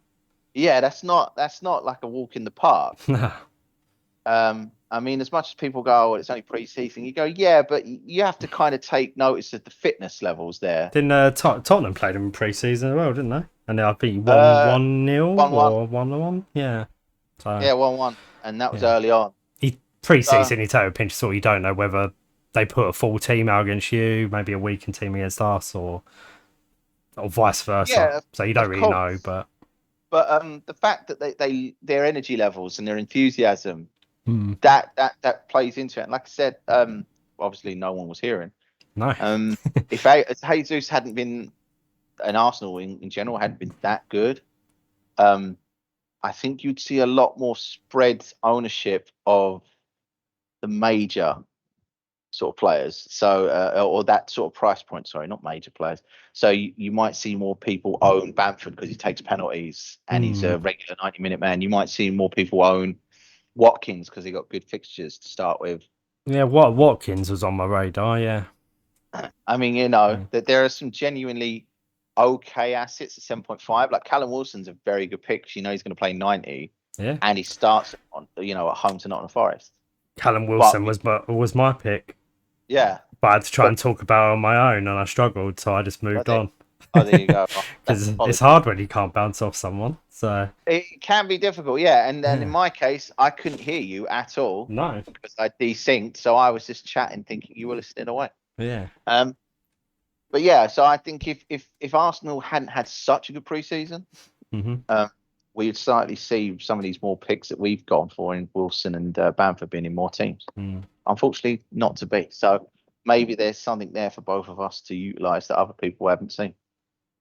And anyone else who's potentially listening to this going, maybe we've got a point. Yeah, you never know. Or they just think you're crazy. So possibly. I mean, or they were going to want to know what I was talking about, why there was dead air. Yeah, true. And then me just trying to waffle on and fill air. There you go. Yeah. It's very difficult on your own. Yeah, it is. But obviously, you've clearly Well, it's introduced all me. right when there's three of us, because yeah, Yeah, so you I never don't picked normally up get this man. left on your own. So No. And, uh, well, I guess we'll have to get someone that's not Gaz. yeah, I moved on to the premium picks. Um, Yeah. yeah, and I was saying you've gone Allison, I've gone Edison. We basically peaked first and second in the league. Clean. You're looking at clean sheets, but not much so much bonus points or anything or save points. Well, you set a difficult remit for this one because you said over 5.5. Yeah, and there's only three, isn't there? There's only three. So it's Yeah. either Edison, Allison, or Lloris. And I was like, well, Yeah, it's a good Allison, point. I guess. Yeah, we should have argued that. I should have made it five, Five. five or above. Yeah, 5 million and above, you could fit in Martinez and Ramsdale and Pope. I probably yeah, would have picked Pope. yeah. That's fair. But yeah, so there was only three choices, and I was like, well, I don't think Lloris is going to outscore the other two, and Allison makes significant more saves than Edison, so that was the only reason I went for him. Hmm. No science behind it, unfortunately, I'm afraid. Yeah, I think if 5 million. Yeah, well, I've got the keepers I was looking at in my team. So yeah, Martinez, Sarr, um, Ramsdale's five. Pope. Ramsdale. Yeah. So, but yeah, it's a tough one to pick this year. Yeah, Uh-huh. I think it's where they've changed the prices as well. It does make it tougher. Yeah, well, I mean, you go for Normally, Alice and Edison, you go, no, too much money. 6 million is too much for a Yeah, keeper yeah. But now they because brought all them they down do. slightly. You're like, oh, it tempts you a little bit.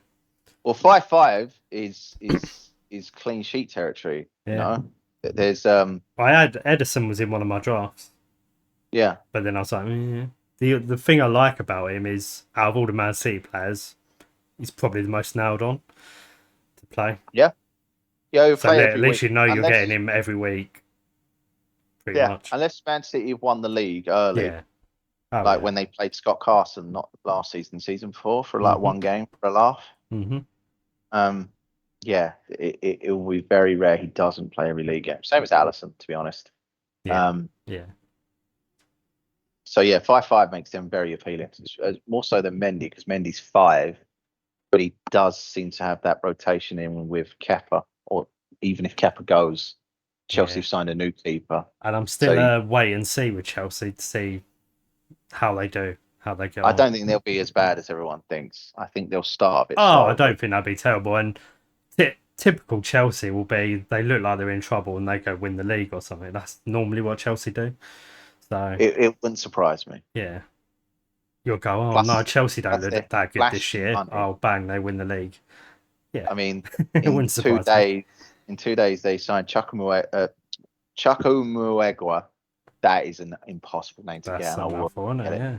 From Aston Villa, the 18-year-old midfielder, was Oh yeah. very. They bought him yesterday. Today, like moments ago, they confirmed Cucurella. So, and they put in some offers for some other players, so, like Fofana, etc. So, they're not done by any measure. I know on So I, Cucurella. Cucurella's now in my team of players that I think are disloyal scum.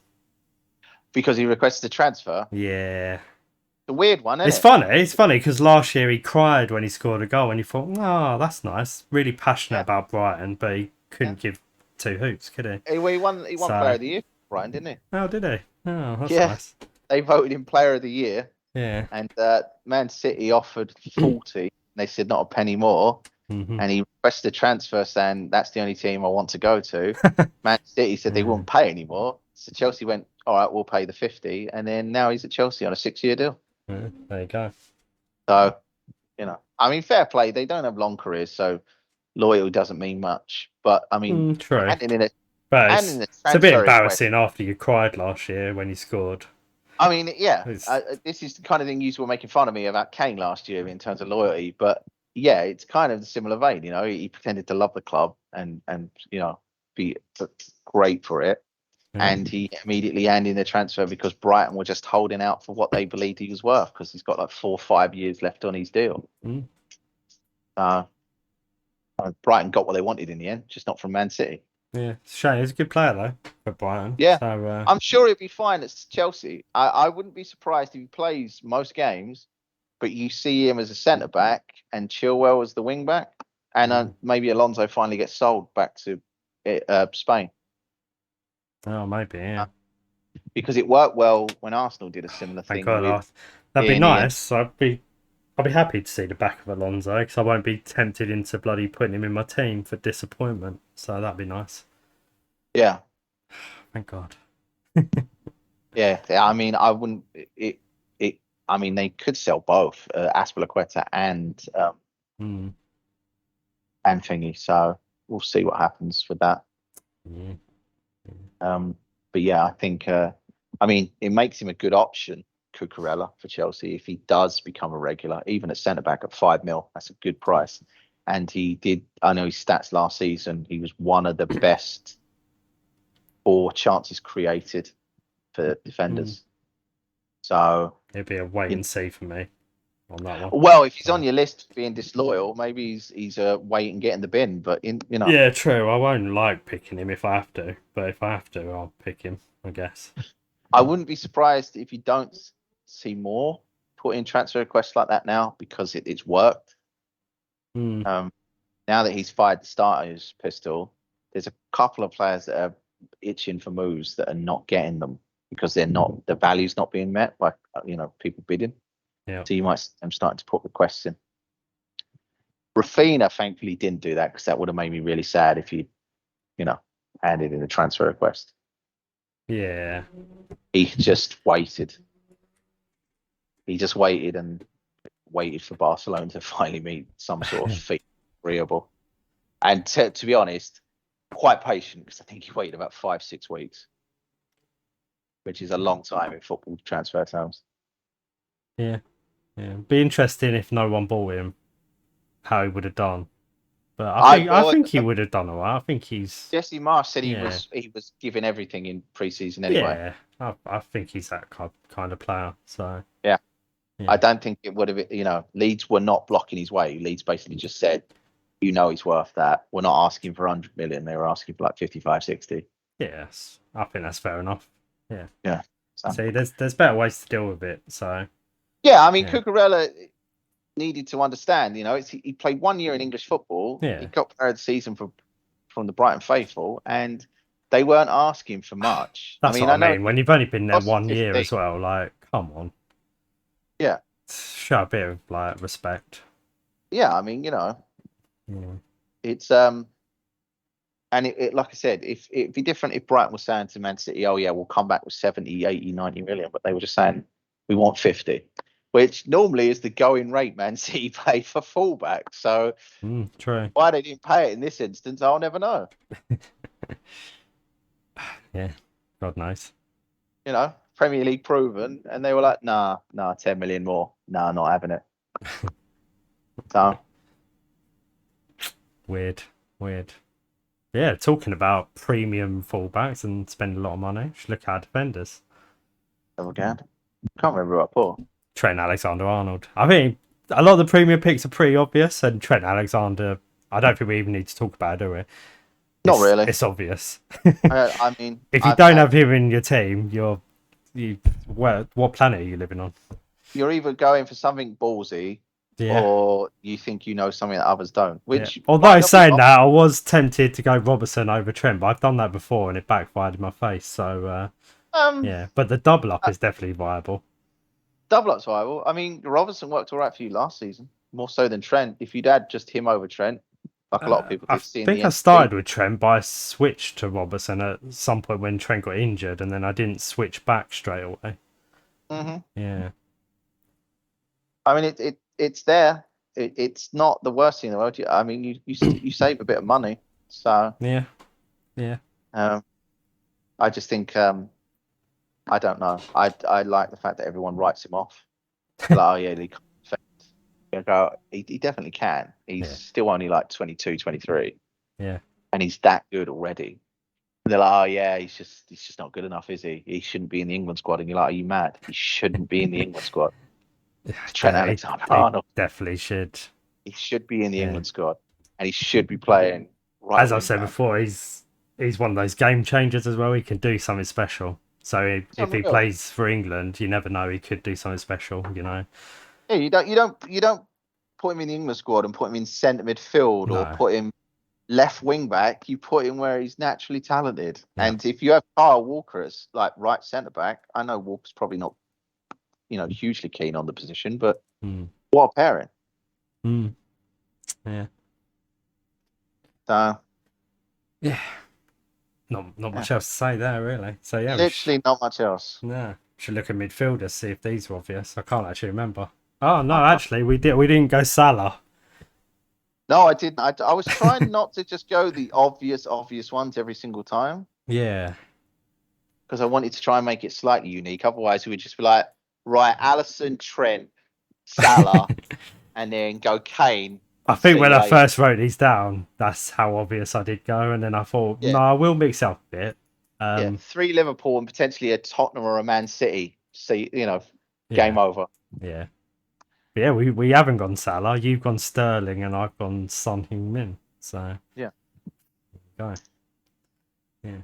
Sterling, yeah. I mean, yeah, he's moved to Chelsea. I think we talked about earlier. He should get more game time now. So it's just see what he's going to do at Chelsea and how that team works for him and works for I'm sure he'll be fine.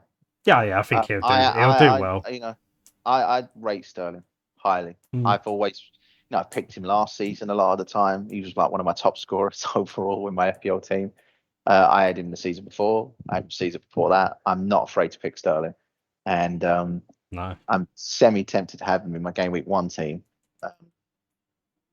because I think he's just quality. I think he's something genuinely different from what's out there. I mean, it's the same sort of almost like how people see or saw, I should say, Rafinha. That's how I see Sterling. He's a game changer. He's just not given the same sort of credence. They're kind of like, oh yeah, well, he'll miss one from 4 yards. And you're like, yeah, he probably will miss 1 or 2 from 4 yards. There's no way he's not as good as Rafinha. Did you say Rafinha? In terms of game changers, yeah. Rafinha's a lot better. Rafinha's a lot more explosive, but I think Sterling's just as good as a game changer. I mean, last season, maybe. Man City needed to see that season in last season, right? They were under pressure, and the man that delivered for them was not just Kevin De Bruyne that everyone remembers. Oh, De Bruyne got 4 goals in 1 game. Raheem Sterling got like 4 goals and 3 assists in 2 games. He was absolutely unreal. He was unreal. Was that a week you took him out as well? No, that's the week I had him. That's okay. the only reason I kept up with players like you had who had De Bruyne, because everyone that had De Bruyne. Oh yeah, towards the end was this? Yeah. Oh, that Sterling got 30 points. Yeah. And the reason I kept up with everyone is because no one asked Sterling. He was like 0.2% owned, and I was one of those sad sacks that went, 11 million. It's a bargain. So I genuinely think he is. You give him the right platform and you give him, the confidence, and he'll go and turn it on. And I mean, he's got Reece James and Chilwell, and now clearly Cucurella. They'll feed balls to him, and he'll be in the box. He's not going to score a diving header, but what he does with those balls. But yeah, I don't care. I am not as big of a fan of him as you are. Clearly, no. You have little faith. Yeah. I mean, he did well for England in the Euros, didn't he? But he did. You loved him for a period then. Yeah. Yeah, I mean, he nearly did the dodgy back pass in the Germany game, but he got away with it. Because I would have slayed him for that. But of course. I'm pretty sure half of Twitter did before it didn't go bad. I mean, he did wuss out from taking a penalty at the end. Got to remember that. So I mean, but if you're not confident, I'd rather you not take one. Yeah, true. I don't want a scenario where you get a David Batty step up again and it's just an absolute palaver. But he left it down to the younger, inexperienced players, who were confident they could do it. Yeah, and okay, it didn't come off. But since then, Saka's penalty taking has been absolutely unreal. Yeah. And as I don't agree with all the racism and all that. Absolute nonsense. But since then, Saka's grown into like an almost world class, type player. I mean, and sometimes We talked you about know, like Rashford being terrible after the thing, but yeah, Saka went the other direction and went, "Oh he no, went he went I'm gonna absolutely be, in the other. yeah, Yeah, fuck the racists, fuck everyone that says I'm shit. I'm going to prove yous all wrong, and he uh-huh. absolutely has, and he's fantastic. yeah, And yeah, he's pretty much Sterling's main competition. And if there is someone that keeps Sterling out the starting England lineup, it'll be Bukayo Saka. yeah." That's I why I hope so. quite like it. I'd, And I'd Matt, like you that. know, having that kind of options going to a World Cup, and if they're all playing regular, which Sterling should be now for Chelsea, that can only Yeah, it's the one good thing we've got. We've got options. So it can only be a positive for England, right? That's all I'm hoping for. yeah, yeah. So, and I think he'll genuinely have a good season. So much, in fact, that someone asked for a bold prediction, and I said that he would score more than 200 FPL points this year, Mm, which is bold. yeah, Bearing in mind that obviously normally for Man City he's rotation fodder, and yeah. so he gets about 150, which is not bad for someone who is For rotation fodder. rotation fodder, yeah. But yeah, no, I think yeah, he could be right. I think he'll do well. I've not completely ruled him out. I think the only thing that No, puts me off is he's 10 mil, and I don't have as much faith in him as you. So no, I mean, so yeah, 10 million puts a lot of people off, yeah, and there is quite a lot of sort of bias if you've got a sort of semi-negative a sort of opinion of someone for whatever reason, hmm then that will always help you make a decision not to pick that player. yeah. Well, he's one of my players in the team of disloyal people as well. So For Liverpool, I yeah, assume. oh exactly, Yeah. yeah, yeah. I He mean, just wanted to go Man City for the money and the glory, which well, he's kind of well didn't backfire in his face, but no, yeah, he's been massively successful. he hasn't won the Champions League yet, though, has he? So that's quite funny. No, but he has gone to a club that has won it twice in 10 years, right? So Yeah, true. you are trading for Yeah. someone that there is a genuine hope that they can get it. But yeah, didn't he threw his toys out the pram and handed in a transfer request, didn't he? At He Liverpool. handed.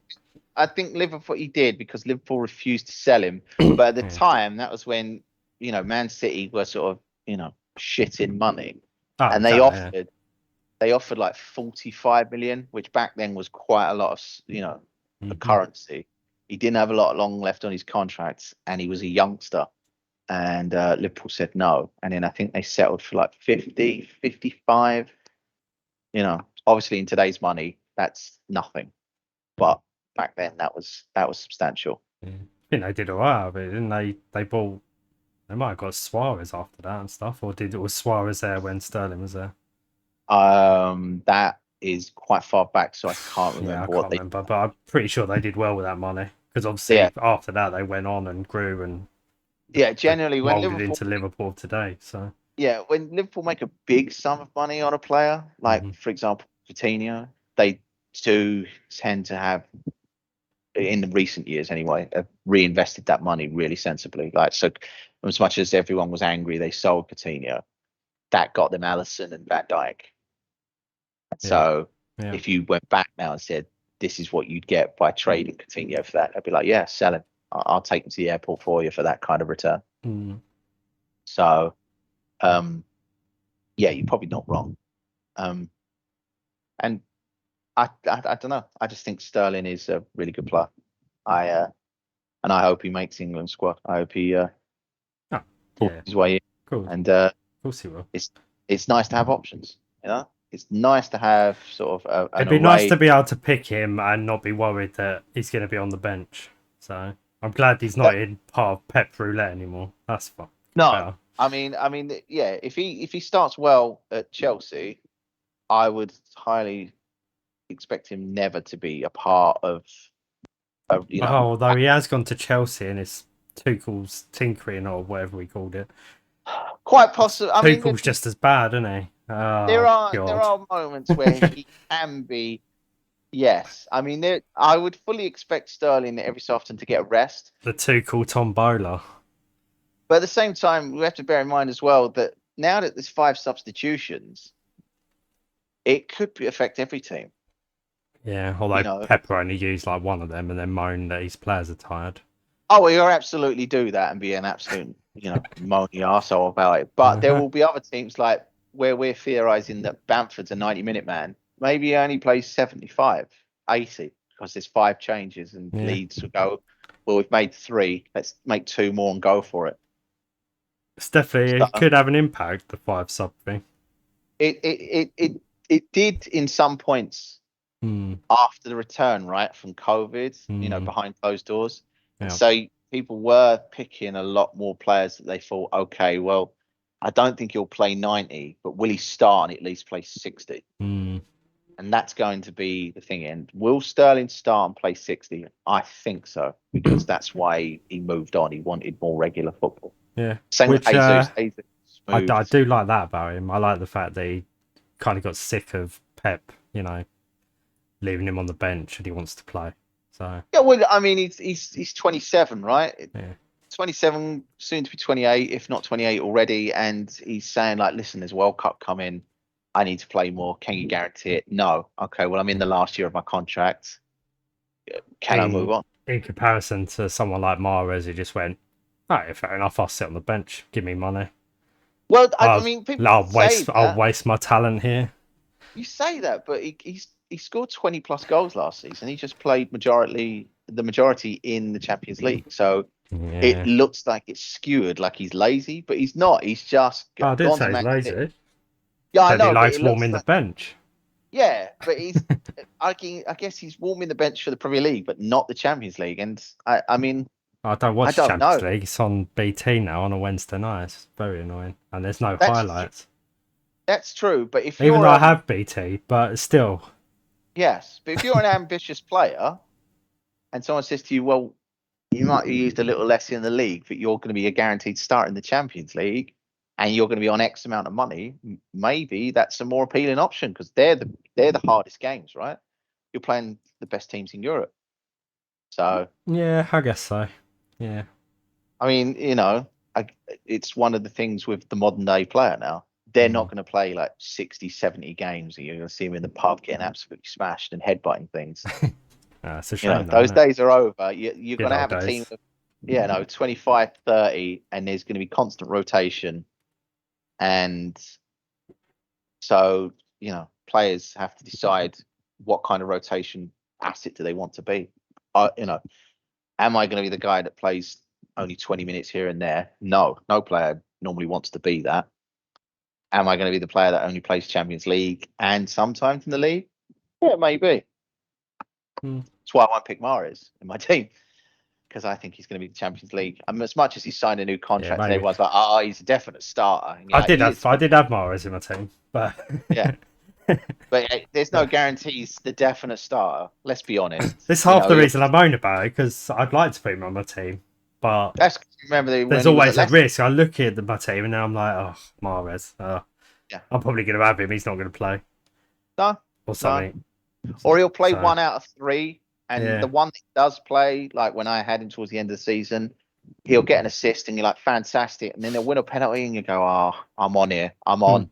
And then he misses the penalty. Oh yeah. And you go, Oh what a yeah. waste of time. That was fun. So, Yeah.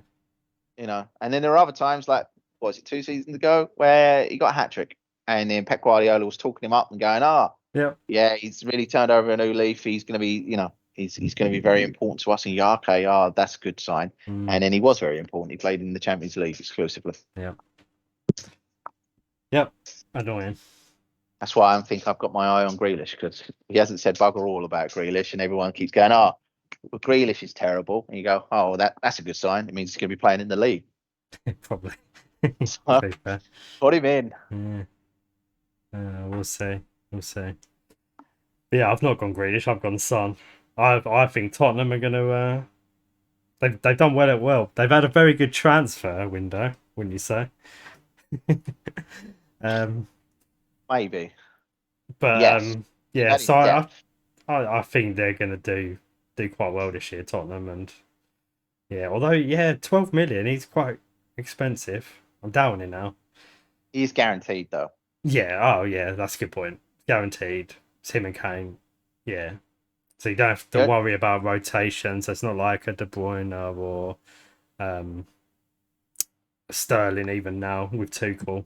So Yeah, so with Son, what might become a bigger problem though is under Conte, he was going off early, and by early, normally somewhere in the 70-minute mark. hmm, With 5 subs, he might go even earlier. But I would true, imagine yeah. he's 60 and he's Son and he's fantastic Although you've and I had love quite him. an intense pre-season, from what I've heard, so should be fit as a fiddle. Oh, it's not that we're not fit as a fiddle, but Son's going to start everything: Champions League, Oh League. yeah, he does, doesn't he? He'll Yeah. start the League Cup, so that's why But he's then getting he is a hooked bit up. of a machine. I mean, he had an injury that was supposed to be 6 weeks, and he was back in a Yeah, week he was back a within couple of 5 days. seasons ago. So, so So, yeah, it was yeah, either I the mean, manager was lying, or or I mean, he he's could got be. very good healing power He genes. could be superhuman. I mean, honestly, the amount of, I mean, he doesn't get anywhere near as much credit as he should do at Tottenham. I mean, there's not even really a crowd chant about him, No, which yeah, is mad.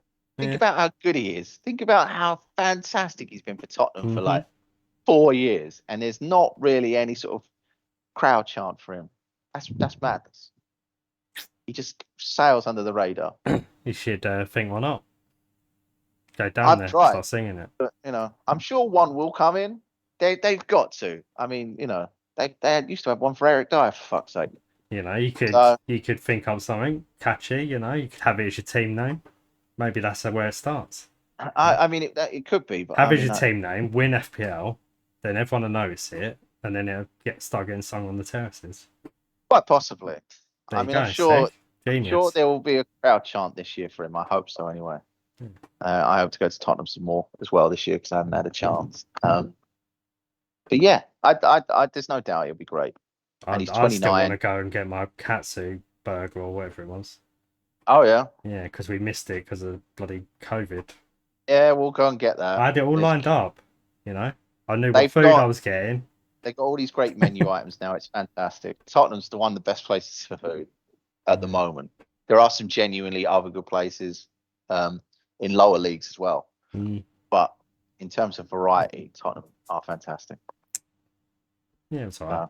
Yeah. Yeah. Yeah. That's because we only did the basic stuff, but we'll get there. Yeah. But Wow. Strikers. strikers. Yeah. Finish off. Over 2 hours, so it's hardcore. But It's yeah. the beginning of the season. I'm sure True. last season was like 3.5. Yeah, probably, yeah. Yeah. We did a season review that was about 3.5 hours. Something. Yeah, So yeah. that's because Gaz had a lot to say about how improvements he's going to make, and now he's not here, and I imagine he's done none of them. Yeah, probably not. But there you go. Yeah. I'm seriously tempted if we don't find someone who wants to come in, that we do what they did in Airplane and we get an autopilot like Otto. Well, that's a good idea. Yeah. And just have that. Because let's be fair, Otto was the best part of Airplane, the movie, and I think that would genuinely be a good replacement for Gaz. Yeah, it'd work. Yeah. Yeah. I mean, we'd have to start having Otto on live on webcam, even though we're not. But what an autopilot, eh? Indeed. And now that's so niche, everyone's gonna be like, "What's Airplane?" Probably. Yeah. Never mind. Yeah. But yeah, I've gone Haaland. You've got Jesus. So yeah, I've gone premium. Yes. You've gone on the border premium with Jesus, but I mean, yeah, could be good value for money. I think he will be. I mean, I hope so. Be great for me. The expectation is that he's going to be the main man at Arsenal. Nketiah had a good pre-season as well. Yeah, he did.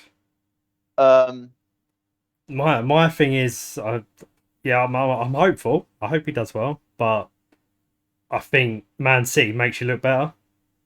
A bit like Iniacho. Like he was alright, Man City. Gone to Leicester, not really done it. Yeah, but see, that's Leicester. Whereas Arsenal have got Saka and Martinelli, and they've got Odegaard, and they've got Smith Rowe, and they've improved other areas as well. They've brought in Zinchenko, etc. Mm-hmm. And Saliba could turn out to be an absolute, after 3 years of never playing the guy, he could absolutely turn out to be fantastic. And the only issue or concern with Arsenal is rotation and balance for Europe. But I have a sneaking suspicion that maybe Nketiah starts the European games because you're in the Europa League, right? Oh So, yeah, maybe. and And Nketiah I is feel still a like really good. okay, it's not going to be happy with that. He signed a new contract. I feel like they would have said, you're going to get game time. You're going to be the man, Well, and now he's he's definitely he's competing definitely with been coming Jesus. on, right? He's in preseason. He's been coming on and scoring, and Yeah, Jesus has still been on the field. yeah. So what's happened is Jesus has gone to right winger, Saka's either gone to left or tucked into the middle, Mhm. and you've just jigged it around. Or in some cases, I think they play both from up front. Yeah, So it's I an think option. genuinely Jesus is going to be quite the player, and it doesn't seem like that my sort of thought process in that is the minority because, as we said, he's nearly 75% owned. Mm-hmm. So, I mean, yeah, some of that's recency bias, and a lot of that is people just genuinely have looked at him and gone, I think he wants to prove everyone wrong because Yeah, everyone keeps saying since he's joined Arsenal is, oh, well, he's going to be shit, isn't he? Because he just looked good because he was at Man City. He's not very good. who was saying that? Oh, these people. Exactly. Those two-faced little bastards. No, So I it's more of a concern for me. I want him to do well, so it's more.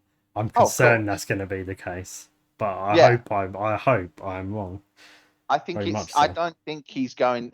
I think he's got more chance of being as good as Odegaard in terms of signing value than as good as Pepe. He doesn't have to do much to be better than Pepe.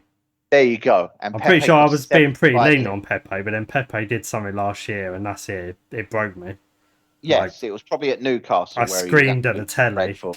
in anger, and I was like, And "Nah, and, you can and get bearing in lost mind, now." he cost 75 million, and you're still paying for him. Don't remind me. So Jesus. yeah, I think Jesus will be absolutely fine. My other pick was going to be Kane.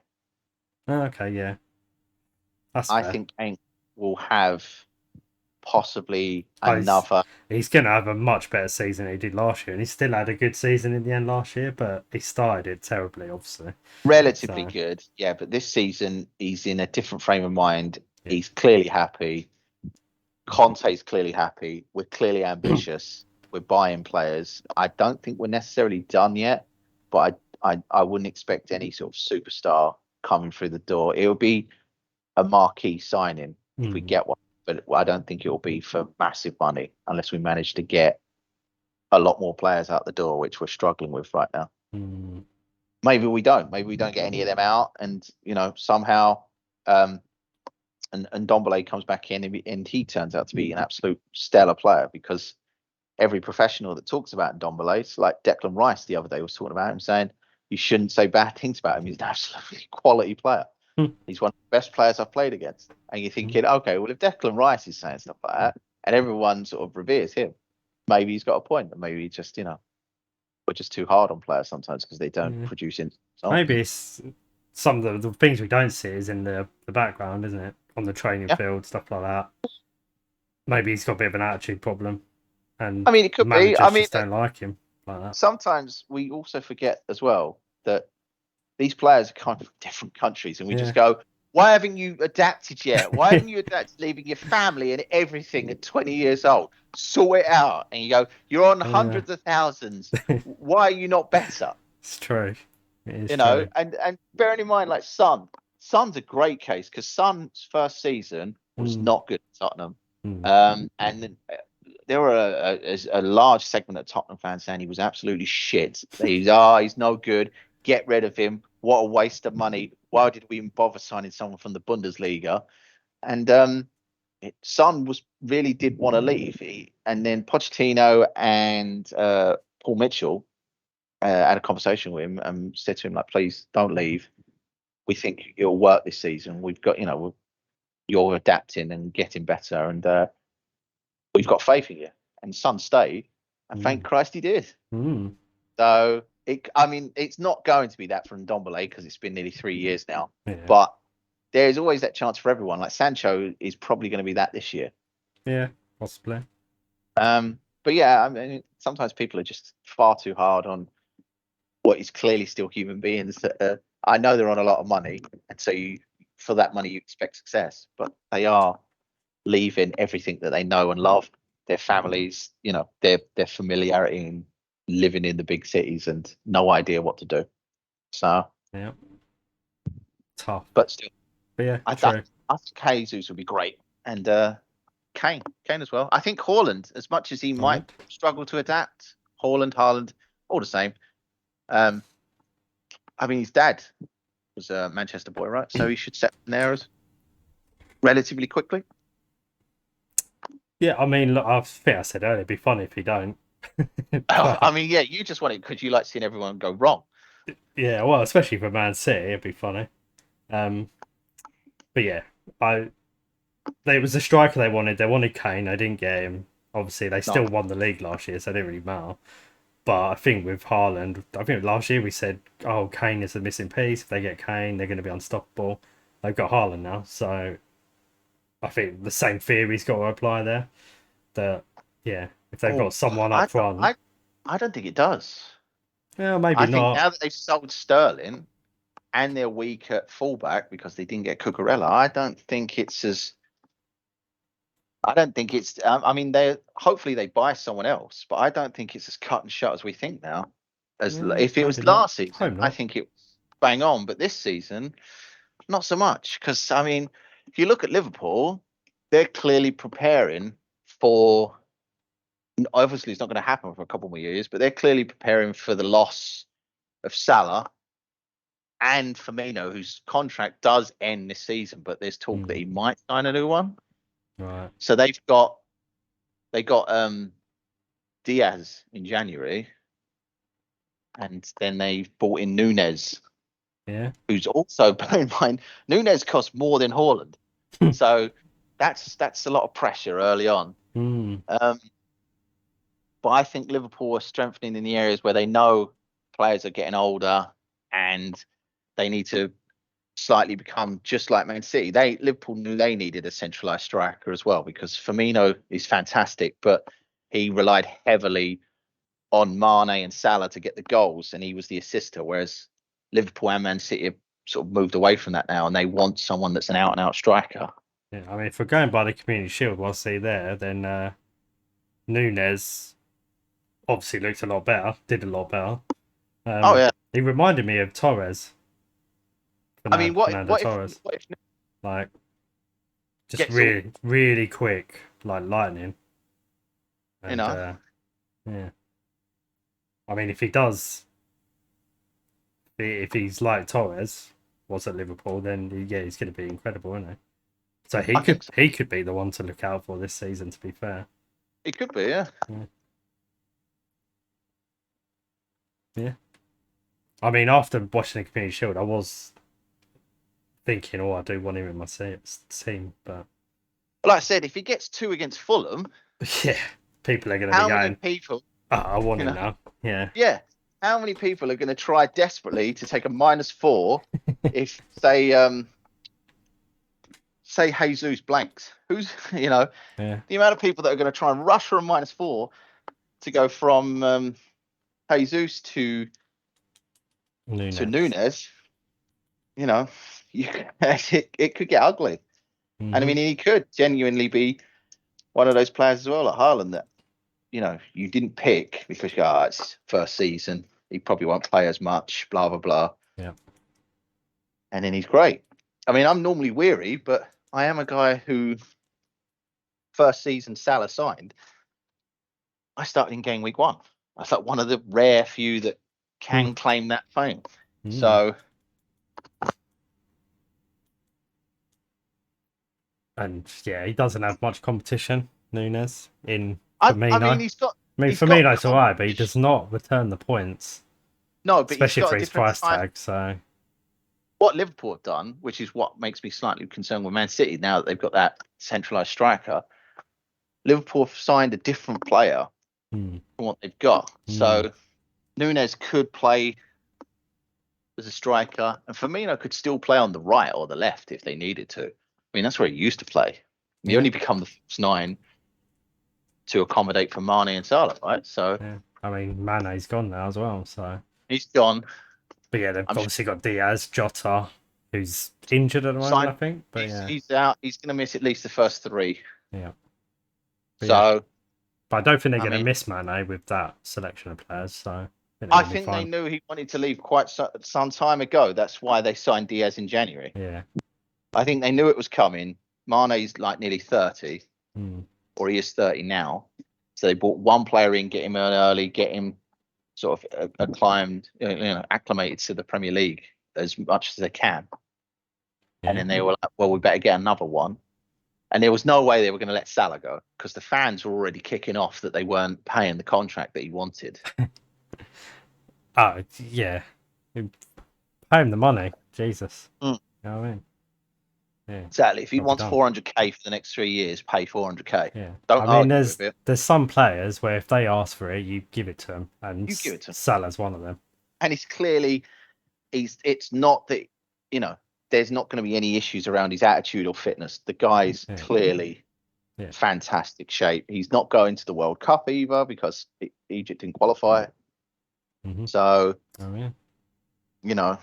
he should have a really, really unreal season because he'll want to, hit as many records as he can for not being able to go there. He'll want to win the league, Champions League, etc. So I don't think it's fomented that Man City win it just because they've got Haaland now, which is probably why I didn't pick him. Yeah. Yeah. It's fair. Well, yeah. I mean, I hope you're right, but I picked him. I'm probably absolutely wrong. Yeah. Well, I mean, we'll come back to these at the end of the season with Gaz or an Otto-like shape of Gaz. And yeah, I hope your Jesus pick is right. Hope that's good. And I mean, if it is right and you don't have him in your team game week 1, do not panic. Do not panic. No. Because Haaland will have Bournemouth in game week 2. So. Exactly. Yeah. Don't do anything rash or silly. No. And if you remember, Arsenal's second game is quite good as well, and it's at home. Their second game. Yes, so it'd be worth. Leicester. Oh yeah, it's Leicester. Yeah, so we're not great technically, but could be good. It's usually high scoring. So yes, it's normally like a 4-3. Yes. But then I think after that, we might have Bournemouth and someone maybe. Sorry. Yeah, Bournemouth in game week 3 and then Fulham. Yes, I mean, Jesus would be great for game week 3 if Man City beat them like 5, 6, 7-0. Yeah. No doubt. But yeah, try not to panic because if you remember last season, you and Gaz, I think, were in like around about the 600,000 mark from the opening game week. I was in the top like 20k because I had Ben Rama and Antonio. And then by game week 7, I had completely fallen away. And used to were slowly but surely building up. So never always, never worry. I like the guy who won FPL last year was in like 1.8 million by like the halfway point. So it can be done. It can always be done. You just got to try not to panic. You've just got to believe. It's not. I mean, it's believe, but also just try not to get trigger happy. Some people will go, all right, I'll take a -20 this week just to keep going. And you're like, that's probably not a good idea. Yeah. Yeah, I've been there. I think last year I was much more calmer. So I'm going to try and be more calmer this year. But yeah, in the past, I've had a bad game week 1 and then you just go mad and you do wild card and then it backfires in your face. Because all the players you took out go and do really well. And the new players you brought in do rubbish. And then you're like,